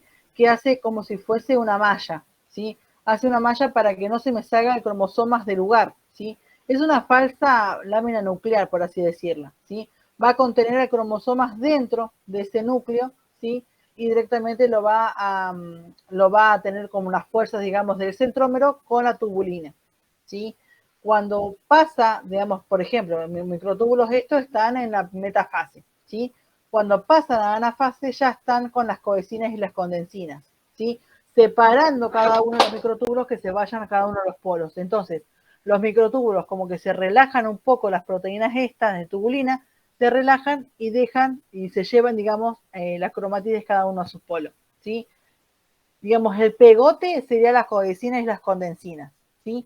Con tanta fuerza que están ejerciendo los microtúbulos que se vayan cada uno de los polos, ¿sí? Es como que ese pegote ya queda como medio falso, ¿sí? Medio estirado como chicle, y se va cada uno a los polos como corresponde, ¿sí? Corresponde que cada cromatide se vaya al polo.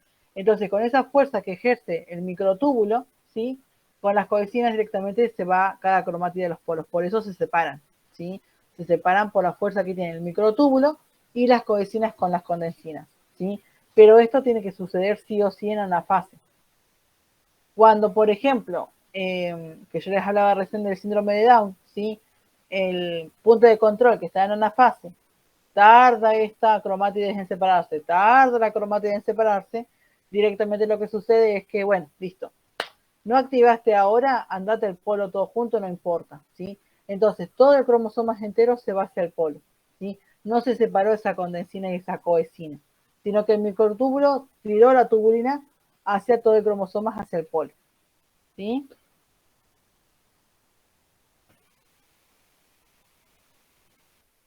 ¿Quedó? Sí. Bien. Bien. Este es otro de los gráficos, ¿sí? Que tenían que tener en cuenta. Dice, ay, a ver si está la pregunta. Bien, para que yo tenga la pregunta acá la tengo que buscar. A ver. La pregunta decía, a partir de la siguiente imagen, ¿sí? Indique qué fragmento se sintetiza primero en la replicación de ADN y cuál en los sitios marcados con flecha participa la ligasa, ¿sí? En cuál, digamos, de las dos flechas participaría la ligasa, ¿sí? Yo tengo acá una replicación, ¿sí? De, obviamente, de 3' a 5' y sintetizando, obviamente, de 5 a 3 con estos fragmentos de Okazaki, ¿sí? Estos fragmentos de Okazaki, lo que yo voy a tener, obviamente, va a ser el cebador primero en principal, ¿sí? Ese cebador lo voy a colocar mediante todo lo que estamos, el trayecto que se está formando, ¿sí? Y estos van a ser los fragmentos de Okazaki, ¿sí? El rojo, sí, sí,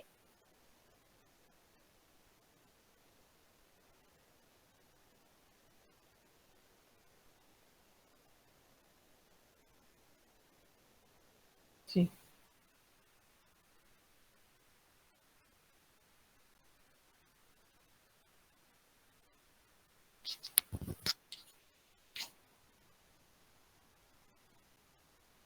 Fragmento, sí.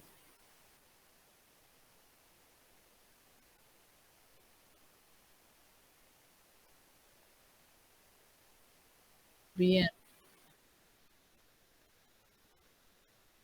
sí, exactamente, claro. Porque el primer fragmento es como decía la compañera, ¿sí? Digo la compañera porque no tengo en la pantalla partida, entonces no sé quién me habló. Pero, ¿eh? Ah, Has, sí, bien, ahí te voy reconociendo la voz. Entonces, el fragmento, obviamente del derecho, porque va directamente haciendo la síntesis, ¿sí? De 5 a 3, ¿sí? Entonces, directamente el derecho va a ser el primer fragmento de Okazaki que se esté haciendo, sintetizando, ¿sí? Y la enzima, la ligasa, es sacar lo rojo, que serían los cebadores, ¿sí? Los cebadores, al ser el rojo, directamente los voy cambiando de lugar, ¿sí? Y acá va a actuar la ligasa ¿dónde? Si el cebador está acá marcando, si este es el cebador, directamente acá actúa la ligasa, ¿sí? En la gráfica del B, ¿sí? No lo puedo ampliar mucho porque si no voy a hacer macanas, pero ustedes cuando lo vean muy bien, ¿sí? Donde termina la raya celeste y empieza la roja, ahí es donde actúa la ligasa, ¿sí?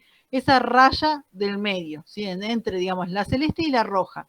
¿Por qué? Porque es el cebador. Yo tengo que sacar ese pedacito rojo e incorporar la flecha azul, ¿sí? Entonces la ligasa sería directamente ahí, en ese fragmento, ¿sí? En ese cebador.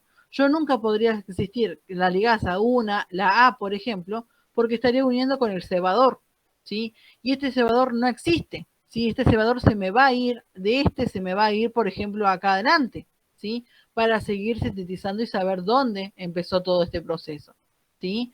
La opción correcta entonces es, el primer fragmento es el derecho y la ligasa en el punto B, ¿sí? Ahí uniría todo lo demás. Y como dijo Haas, ¿sí? En el gráfico de ustedes del trabajo práctico estaba al revés, ¿sí? Entonces capaz que si seguían por eso, empezaba con el izquierdo, ¿sí?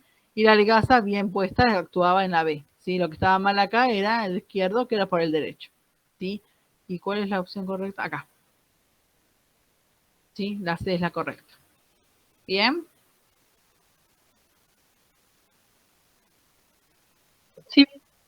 Bien.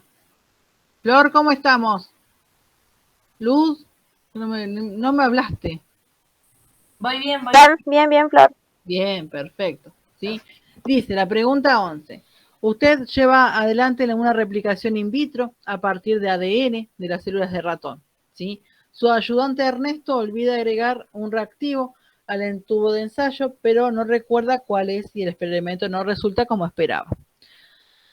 Las moléculas de ADN hijas que se obtienen tienen una composición similar a la que se muestra en la siguiente imagen.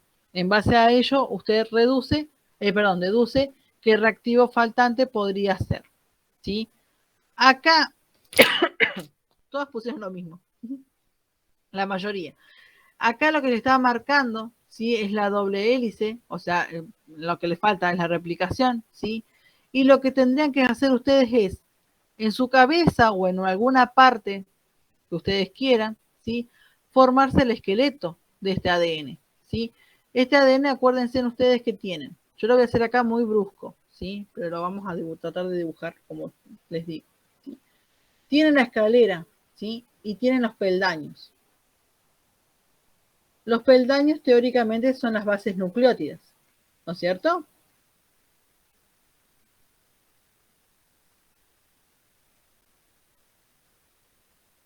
Lo negro, ¿sí? Sería el azúcar, ¿sí? Más el grupo fosfato, que se me va a unir, obviamente, con el nucleótido, ¿sí? Entonces, ese peldaño, que está formado de esta forma, ¿sí? Sería lo que es la base del ADN, ¿sí?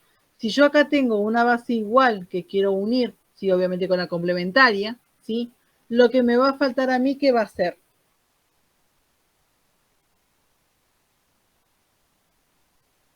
Los desoxirribosa, ¿sí? Los azúcares más el fosfato para hacer el peldaño que va a ser mi base nucleótida, ¿sí? Acá lo que ustedes tenían que, estaban en rojo, el peldaño era la base nucleótida, la base nucleótida, ¿sí? El azúcar más el grupo fosfato, ¿sí? Que sería, por ejemplo, el ADN, ¿sí?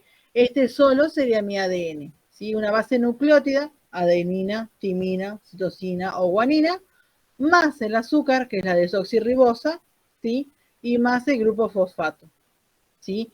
ADN, acuérdense que es adenosin trifosfato, perdón, adenosin, ácido desoxirribonucleico, ¿sí?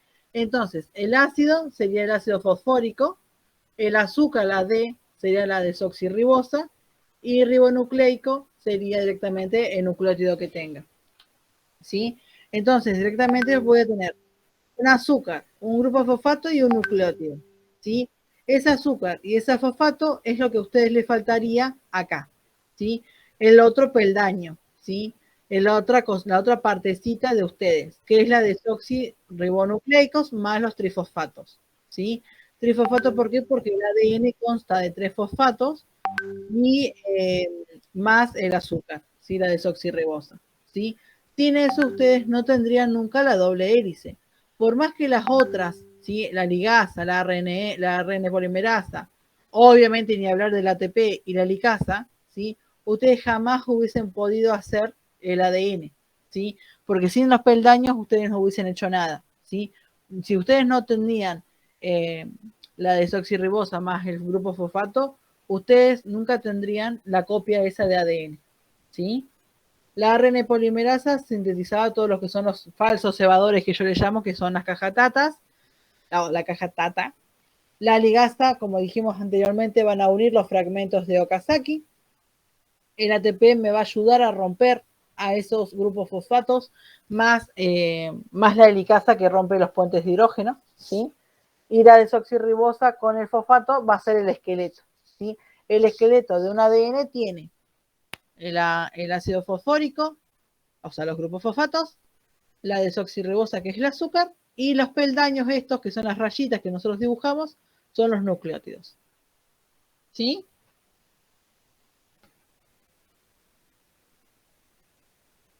Sí. Bien. Dice, En un laboratorio desarrollan distintas líneas celulares, tanto somáticas como germinales.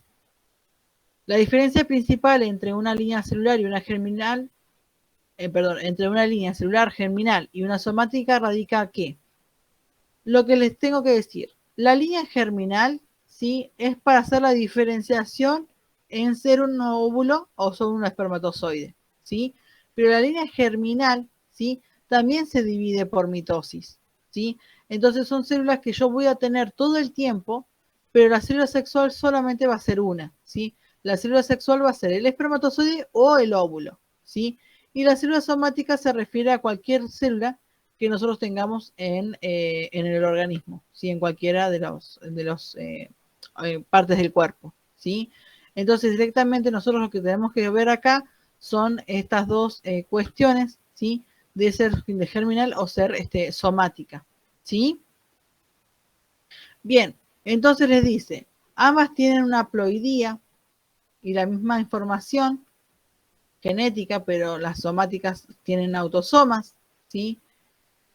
Ambas tienen una misma ploidía, pero diferente información genética. Solo las sexuales contienen X y Y. Ambas tienen la ploidía y la misma información genética, pero cada una da lugar a células diferenciadas. Así, diferenciadas con distinta dotación cromosómica. Ambas pueden dividirse por mitosis y meiosis, pero las células germinales producen gametas. Y ambas tienen la misma información genética, pero diferente ploidía. ¿Qué pensaron? ¿Cómo la pensaron?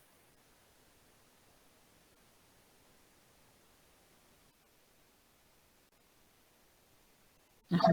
Tienen la misma ploidía. Ajá.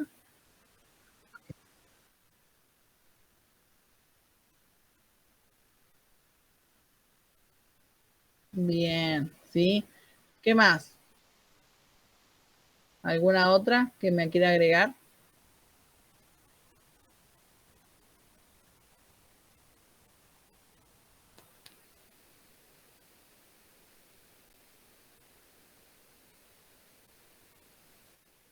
¿Ninguna? Bien, la correcta es, ambas tienen la misma ploidía, ¿sí? Como me dijeron ahí algunas, también tienen la misma ploidía, la misma información genética, ¿sí? Porque las dos contienen la misma información, nada más que una va a ser un óvulo después y la otra va a ser una célula de la piel, pero va a tener la misma información genética, pero cada una da lugar a células diferenciadas con distinta dotación cromosómica, ¿sí? Células diferenciadas, ¿por qué? Porque lo mismo que yo le decía recién, unas van a ser sexual, por ejemplo, óvulo o espermatozoide, y la somática puede ser una célula del ojo, una célula de la piel, ¿sí? Una célula de, no sé, del páncreas, ¿sí? Van a ser células diferenciadas con distinta dotación cromosómica, ¿sí? Acuérdense que los cromosomas, por ejemplo, en el ser humano son 46, ¿sí? Pero vamos a tener un par sexual y todo lo demás vamos a ser autosómicos, ¿sí? O es decir, que el par 23 va a ser la línea sexual, XXXY, ¿sí? Y todos los demás son autosómicos, ¿sí? Lo que yo no entendí de esta pregunta es por qué tiene la misma información genética. Bien, ¿por qué tendrá la misma información genética? Una célula germinal, por ejemplo, va a contener la misma información genética porque yo me estoy dividiendo, ¿sí? Por la mitosis. Entonces voy a dar dos células iguales en cuanto a la misma información genética, ¿sí? Para esa ploidía. Con respecto a una célula somática que va a ser de la piel, ¿sí? Va a tener la misma información genética porque las dos células hijas tienen que tener las idénticas informaciones, ¿sí? Van a ser las dos información genética iguales, ¿sí? Dos células hijas iguales, ¿sí? Se van a diferenciar luego, ¿sí? Cuando empiece ya el traspaso del tiempo y se distingan, obviamente, por ejemplo, la germinal en ser espermatozoide o óvulo y las somáticas en ser una célula de la piel, ¿sí? Pero si vos pones dos células a la vez, ¿sí? El mismo día, por ejemplo, se te van a nacer dos células iguales que tengan la misma información genética, pero después va a ser diferenciadas para esta dotación cromosómica, ¿sí? Que vos tengas los autosomas y que sean cromosómicos después.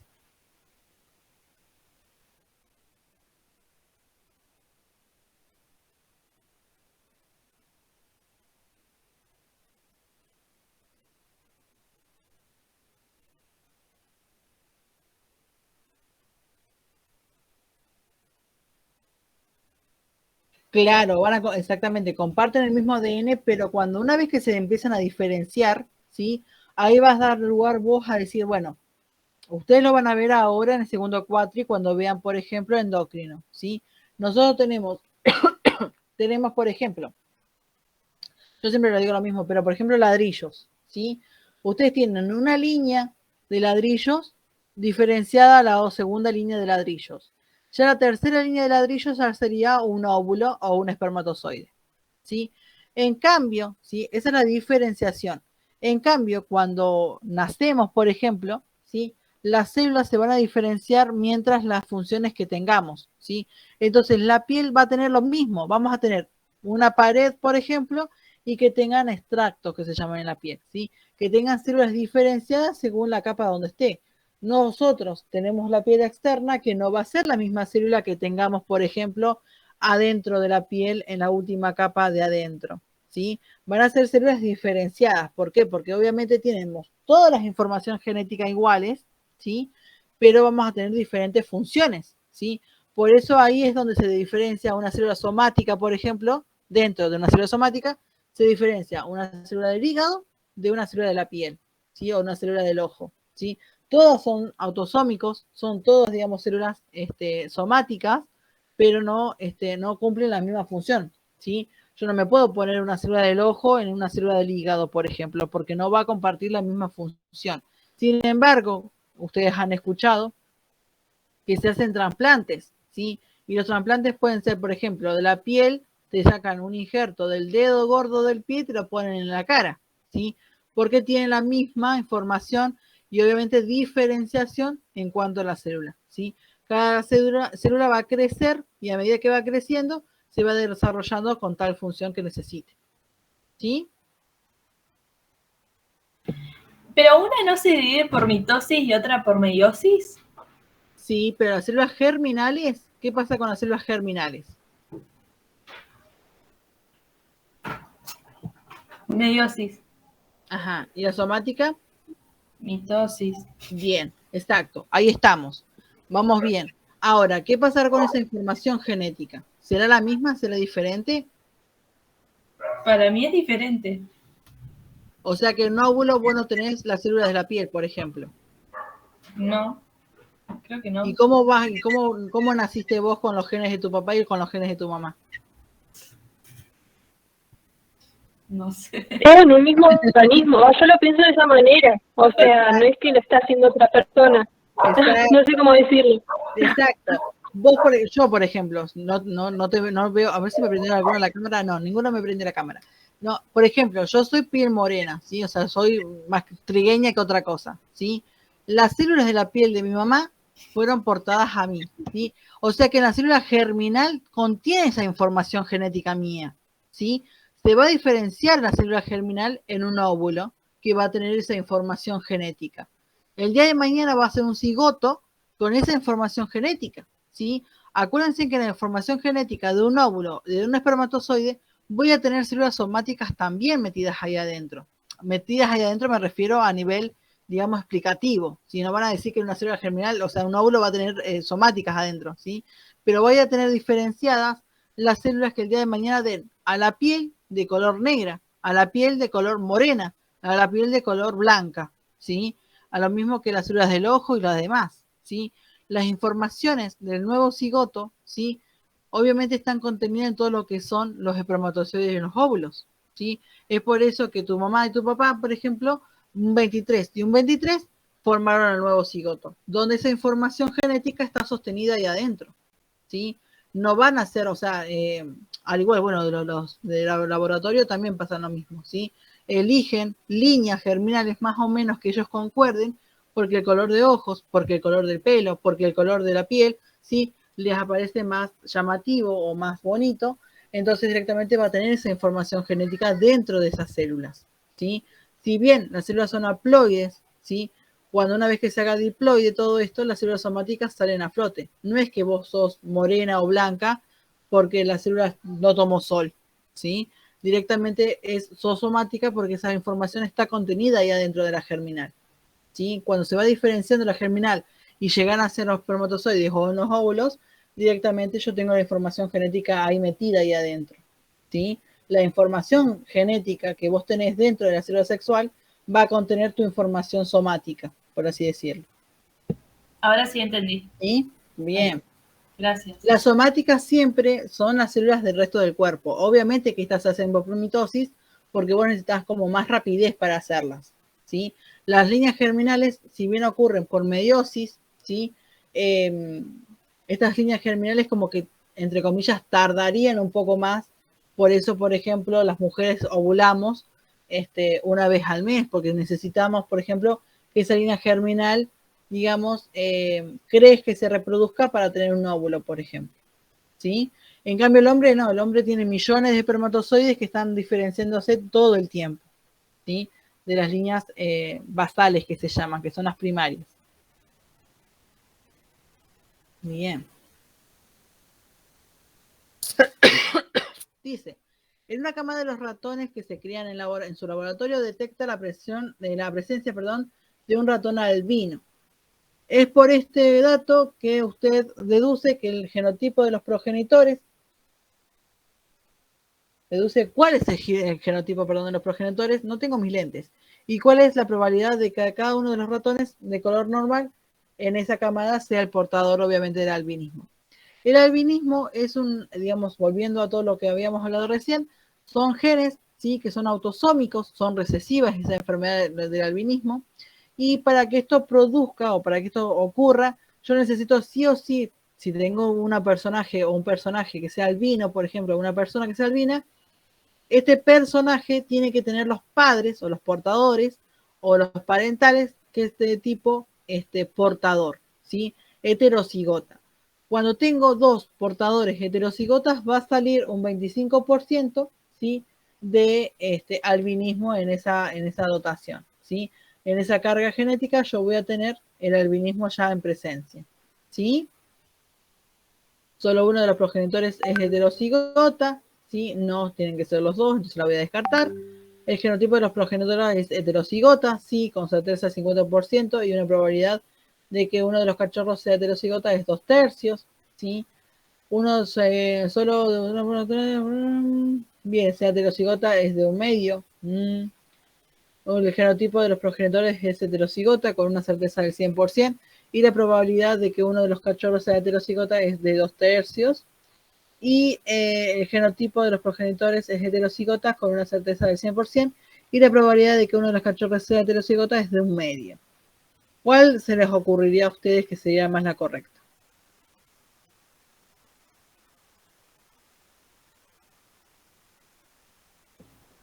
Cuando yo hice el cuadrito, me había dado como 100, o sea, 100 de 100. Ajá, mirá. Pero no me acuerdo. Bien, nunca te tendré que haber dado el 100%, digamos, de albinismo, porque los dos papás tendrían que ser portadores, ¿sí? Es una enfermedad recesiva. Tal cual. Si es una enfermedad recesiva, yo tengo que tener homocigosis, ¿sí? Así. Entonces, acá yo tengo el albinismo. Entonces, de dos papás que sí o sí sean portadores, ¿sí? No, perdón, no, 50-50 me dio. Perdón, pero igual no sé si está bien. Me había dado 50-50. Y tampoco está bien que te dé 50-50 de ambos padres portadores. ¿Por qué? Porque sí o sí el albinismo es de un porcentaje, digamos, chiquitito, que es de un 25%, ¿sí? Sería, por ejemplo, acá tengo color marrón fenotípicamente, ¿sí? Color marrón fenotípicamente, y el otro sería sin color, el albinismo. Acá va a estar relacionada la enfermedad de albinismo, ¿sí? El genotipo de los progenitores va a ser heterocigota con una certeza del 100%, y la probabilidad de que salga un cachorro homocigota recesivo, o sea, el albinismo, ¿sí? Es de un 25%. Lo que les preguntaba era de unos cachorros que eran heterocigotas, me parece. A ver. No preguntaba sobre la enfermedad de albinismo. Claro, heterocigota, ¿sí? Entonces veo de nuevo y dice acá, ¿sí? La D. El genotipo de los progenitores es heterocigota, ¿sí? Como ya habíamos visto recién, con una certeza del 100%, sí o sí, y la probabilidad de que uno de los cachorros sea heterocigota es de 2/3, ¿sí? Es de 2/3 porque yo saco de juego al homocigota recesivo, lo saco porque ya sé que es una enfermedad recesiva, lo saco, y entonces tengo 3 posibilidades, de los cuales 2/3 serían heterocigotas, ¿sí? Estos 2/3 son heterocigotas, los hermanitos de este albini, ¿sí? ¿Se entendió? Sí, buenísimo. Bien. Entonces era la D, habíamos dicho. Sí, la D. Sí, heterocigota de 2/3 y un porcentaje de un 100%. Dice, si usted pudiera marcar con una sonda fluorescente los fosfolípidos comunes de las membranas biológicas, por ejemplo, la fosfatidilcolina A, ¿dónde podría detectar la fluorescencia de la célula? Sí, y acá tengan en cuenta dónde van a tener bicapa, ¿sí? De cuáles de las organelas tienen bicapa, ¿sí? Las organelas que tengan bicapas van a ser la mayoría, ¿sí? Membrana plasmática en la célula misma, la mitocondria, el núcleo, ¿sí? Y demás organelas tienen bicapa. Ahora, no tienen bicapa el nucleolo y el ribosomas. ¿Por qué? Porque el nucleolo solamente tengo, o sea, lo que siempre se hace y se hace hincapié en que ustedes sepan, es la bicapa para qué función tiene. O sea, para qué yo necesito una bicapa en alguna de las organelas, ¿sí? La bicapa la necesito básicamente para seleccionar qué cosas entran y qué cosas no ingresan a la célula, o qué cosas salen de la misma célula, ¿sí? Para eso es la bicapa lipídica, ¿sí? Y el nucleolo, yo no necesito que haya una bicapa lipídica, porque lo único que tengo yo es el ARN mensajero, ¿sí? Y el ARN mensajero tiene que atravesar el núcleo para poder irse a lo que es el citosol, ¿sí? Entonces no necesitaría. Y también están ingresando, por ejemplo, proteínas y demás al núcleo. O sea que si quiero yo tener alguna bicapa, sería en el núcleo, porque estoy más afuera. El nucleolo está dentro del núcleo, ¿sí? Entonces no necesitaría una bicapa en el nucleolo. En el ribosomas tampoco, porque el ribosomas es una subunidades, digamos, como superpuestas, vamos a decirle, ¿sí? Que están enlazadas ambas dos subunidades en los ribosomas. O sea que tampoco me serviría de mucho que yo tener una bicapa lipídica ahí, porque no los tengo que estar todo el tiempo sacándola de encima si querés o de juego, porque yo me tengo que desplazar cuando venga el péptido señal y se me ingrese todo lo que es el ribosomas, el ARN mensajero, ¿sí? Entonces no me serviría de nada tener, por ejemplo, una bicapa lipídica acá en el ribosomas, ¿sí? Entonces, lo voy a poner en todas las organelas de las células excepto en el nucleolo y en el ribosomas, ¿sí? En todas estas tengo, en la envoltura nuclear tengo, sí, en el nucleolo no, pero bueno, ya tengo que sí en la envoltura, así que ya da por sentado que sí. Solo en la membrana plasmática tiene una bicapa, ¿sí? Entonces todo lo demás en el sistema de endomembranas ya incluyen las endomembranas. La envoltura, ya bueno, ya las membranas ya también están incluidas acá en esta respuesta, ¿sí? Y la única que queda como correcta es la A, que donde se podría detectar la fluorescencia de esta célula directamente en todas las organelas, excepto en el nucleolo y en el ribosomas, donde yo no tengo una bicapa lipídica, o sea que yo no voy a tener un fosfolípido, por ejemplo, dando vueltas por ahí, llamado, por ejemplo, la fosfatidilcolina o cualquier otro fosfolípido que esté dando vueltas. ¿Sí? Sí. Bien. Sí, Flor.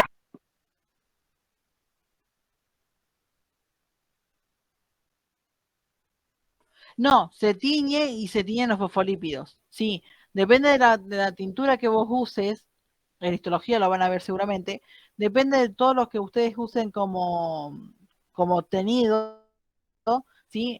Tiene más afinidad a una cosa que la otra. Entonces, por ejemplo, en este caso, esta sonda solamente lo que tiñó fue los fosfolípidos nada más, ¿sí? En la célula esta. Sí, son cosas que se tiñen, todas las organelas, por ejemplo, o sea, o no todas las organelas, sino que con sustancias hacen que tengan más afinidad o menos afinidad que una que la otra. Entonces vos directamente al tener menos afinidad no se te van a teñir unas cosas y las que vos querés ver sí, ¿sí? Como por ejemplo, creo que en un trabajo práctico ustedes tenían tenidos las etapas de la meiosis o la mitosis, no recuerdo cuál. Entonces se detectan las células donde van a estar, por ejemplo, los cromosomas o se tienen los microtúbulos, ¿sí? Entonces siempre van a tener tendencias a tener una coloración más especial algunas que las otras, ¿sí? Bien.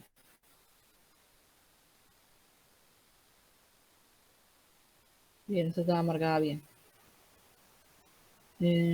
Acá está, a ver, creo que tenía.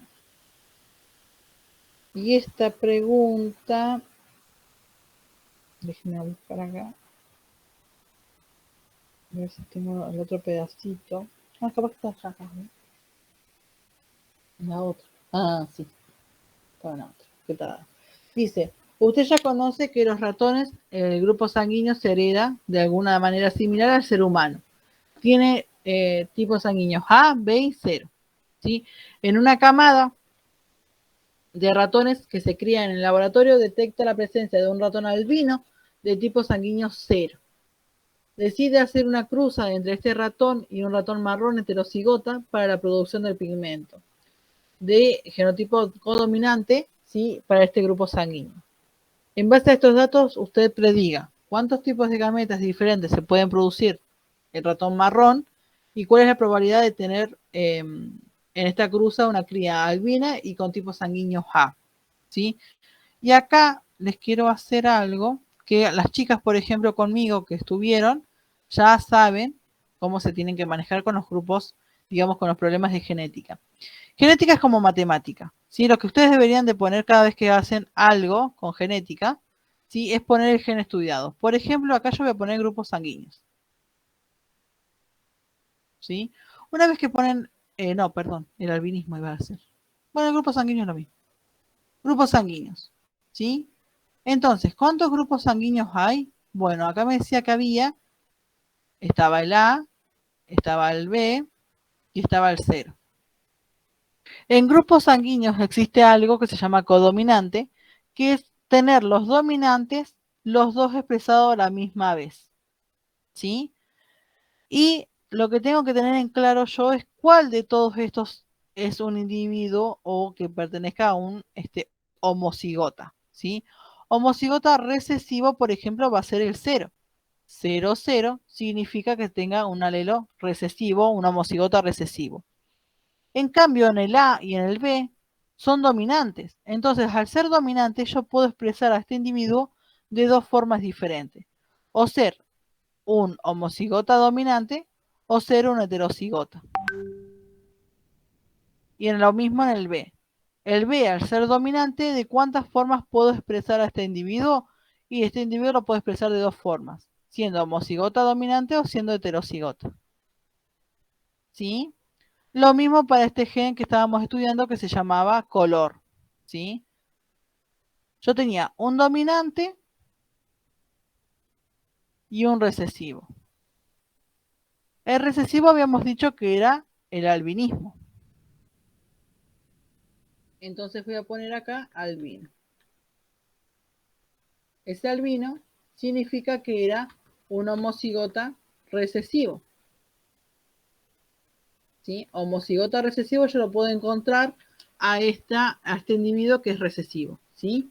En cambio, un gen o una persona dominante en cuanto al color, que era marrón, ¿sí?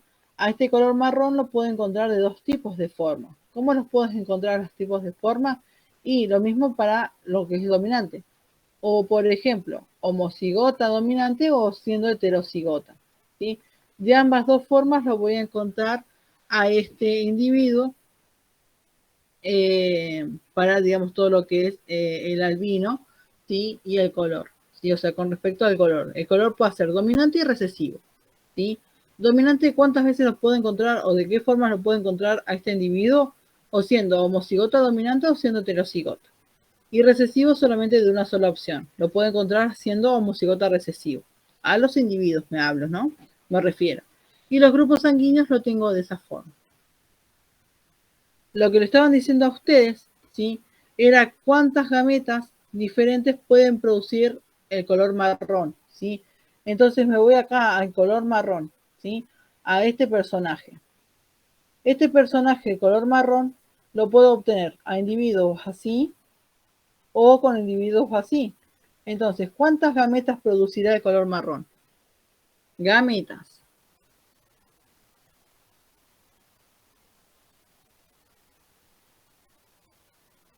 ¿Cómo? ¿Cuántas gametas producirá de color marrón? Gametas diferentes, ¿no? 4. 4. 1, 2, 3 y 4. Una de mamá, otra de papá para este individuo. Una mamá y otra de papá para este individuo.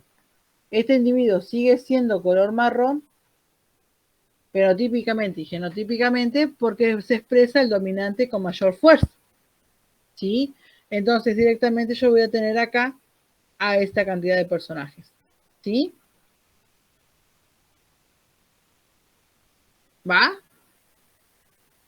Sí. Bien. Y siendo A, por ejemplo, a este individuo lo voy a encontrar como un cuarto solamente. ¿Por qué un cuarto? Porque yo albino y grupo sanguíneo A lo puedo tener de una sola manera, ¿sí? Siendo recesivo el albinismo, siendo recesivo el albinismo y siendo 0, tengo que tener un progenitor, digamos, que tenga A. Para que tenga A, solamente habrá un cuarto de porcentaje que sea albino, heterocigota sí o sí, y una sola porcentaje que tenga A. ¿Sí? Un cuarto que sea A, albino, y grupos sanguíneos A, habrá de un cuarto nada más. ¿Sí? Como descendiente. ¿Sí? Sí. Bien. ¿Las demás?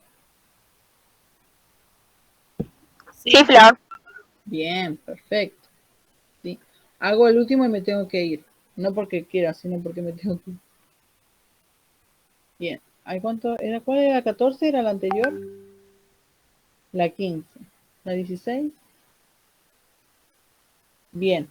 Esta es la respuesta correcta entonces. 2 gametas, no. 4 gametas, no. 9, 16, no. Ese es el error muy común, haber hecho el cuadro 16. Acá, ¿sí? La D es la correcta, ¿sí? El progenitor marrón produce 4 gametas diferentes y la probabilidad de obtener un ratón descendiente blanco y de tipo sanguíneo A es de un cuarto, ¿sí? Están las 4 gametas diferentes que ya la habíamos nombrado y ya al tener albino en un cuarto, el tipo sanguíneo A es un cuarto también, ¿sí? Acuérdense que este ratón era homocigota también, ¿sí? Si yo lo hago acá, por ejemplo, al de grupos sanguíneos, él era 0,0, ¿sí? Entonces, para hacer un porcentaje de A, yo tendría que tener, por ejemplo, así. Entonces acá sale 0,0 de un 25%. Acá 0,0 saldría. Y acá saldría el A y el A. Pero recuerden que el albino es este, ¿sí? Entonces la probabilidad de que sea A y que sea albino es una sola. Es eso en un cuarto, nada más. ¿Sí? ¿Se entendió? Sí. Bien. Sí. Acá. ¿Esto ya lo hicimos? No. Bien. Dice, en su laboratorio se cultivan distintos tipos celulares de ratón, neuronas, células musculares, fibroblastos y tejidos epiteliales. En cada caso se utilizó un medio de cultivo que reproduce las condiciones naturales en las que cada tejido se encuentra en el cuerpo. Además, en cada uno de esos cultivos se colocó una sonda para marcar la fluorescencia de ARN mensajero de la ciclina G. En base a esta información, ¿qué espera usted que ocurra respecto a la intensidad de la señal de la fluorescencia en los distintos cultivos? Acá hay 2 cosas que tendrían que hacer. Ubicar las células, si ustedes quisieran, en el distintos tipos celulares, por así decirlo, ¿sí? Las neuronas, acuérdense, y las células musculares también, que estaban en G0, ¿sí? Y las otras dos células están todo el tiempo en continuo mitosis, ¿sí? Y las ciclinas E estaban en G1, ¿sí? Entonces, en base a eso, vamos a ver qué marcaron. ¿Cómo la pensaron?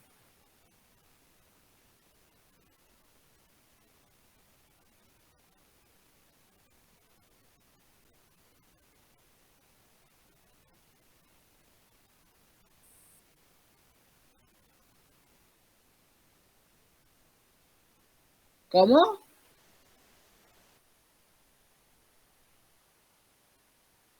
Bien, sí.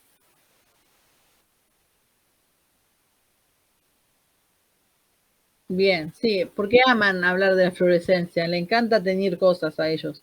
Sí, no, respecto a esto, ustedes tendrán que bien fijarse, exactamente como decía la compañera, en fijarse los caminos que ustedes deberían de hacer, ¿sí? La correcta respuesta, digamos, de todo esto sería... Eh,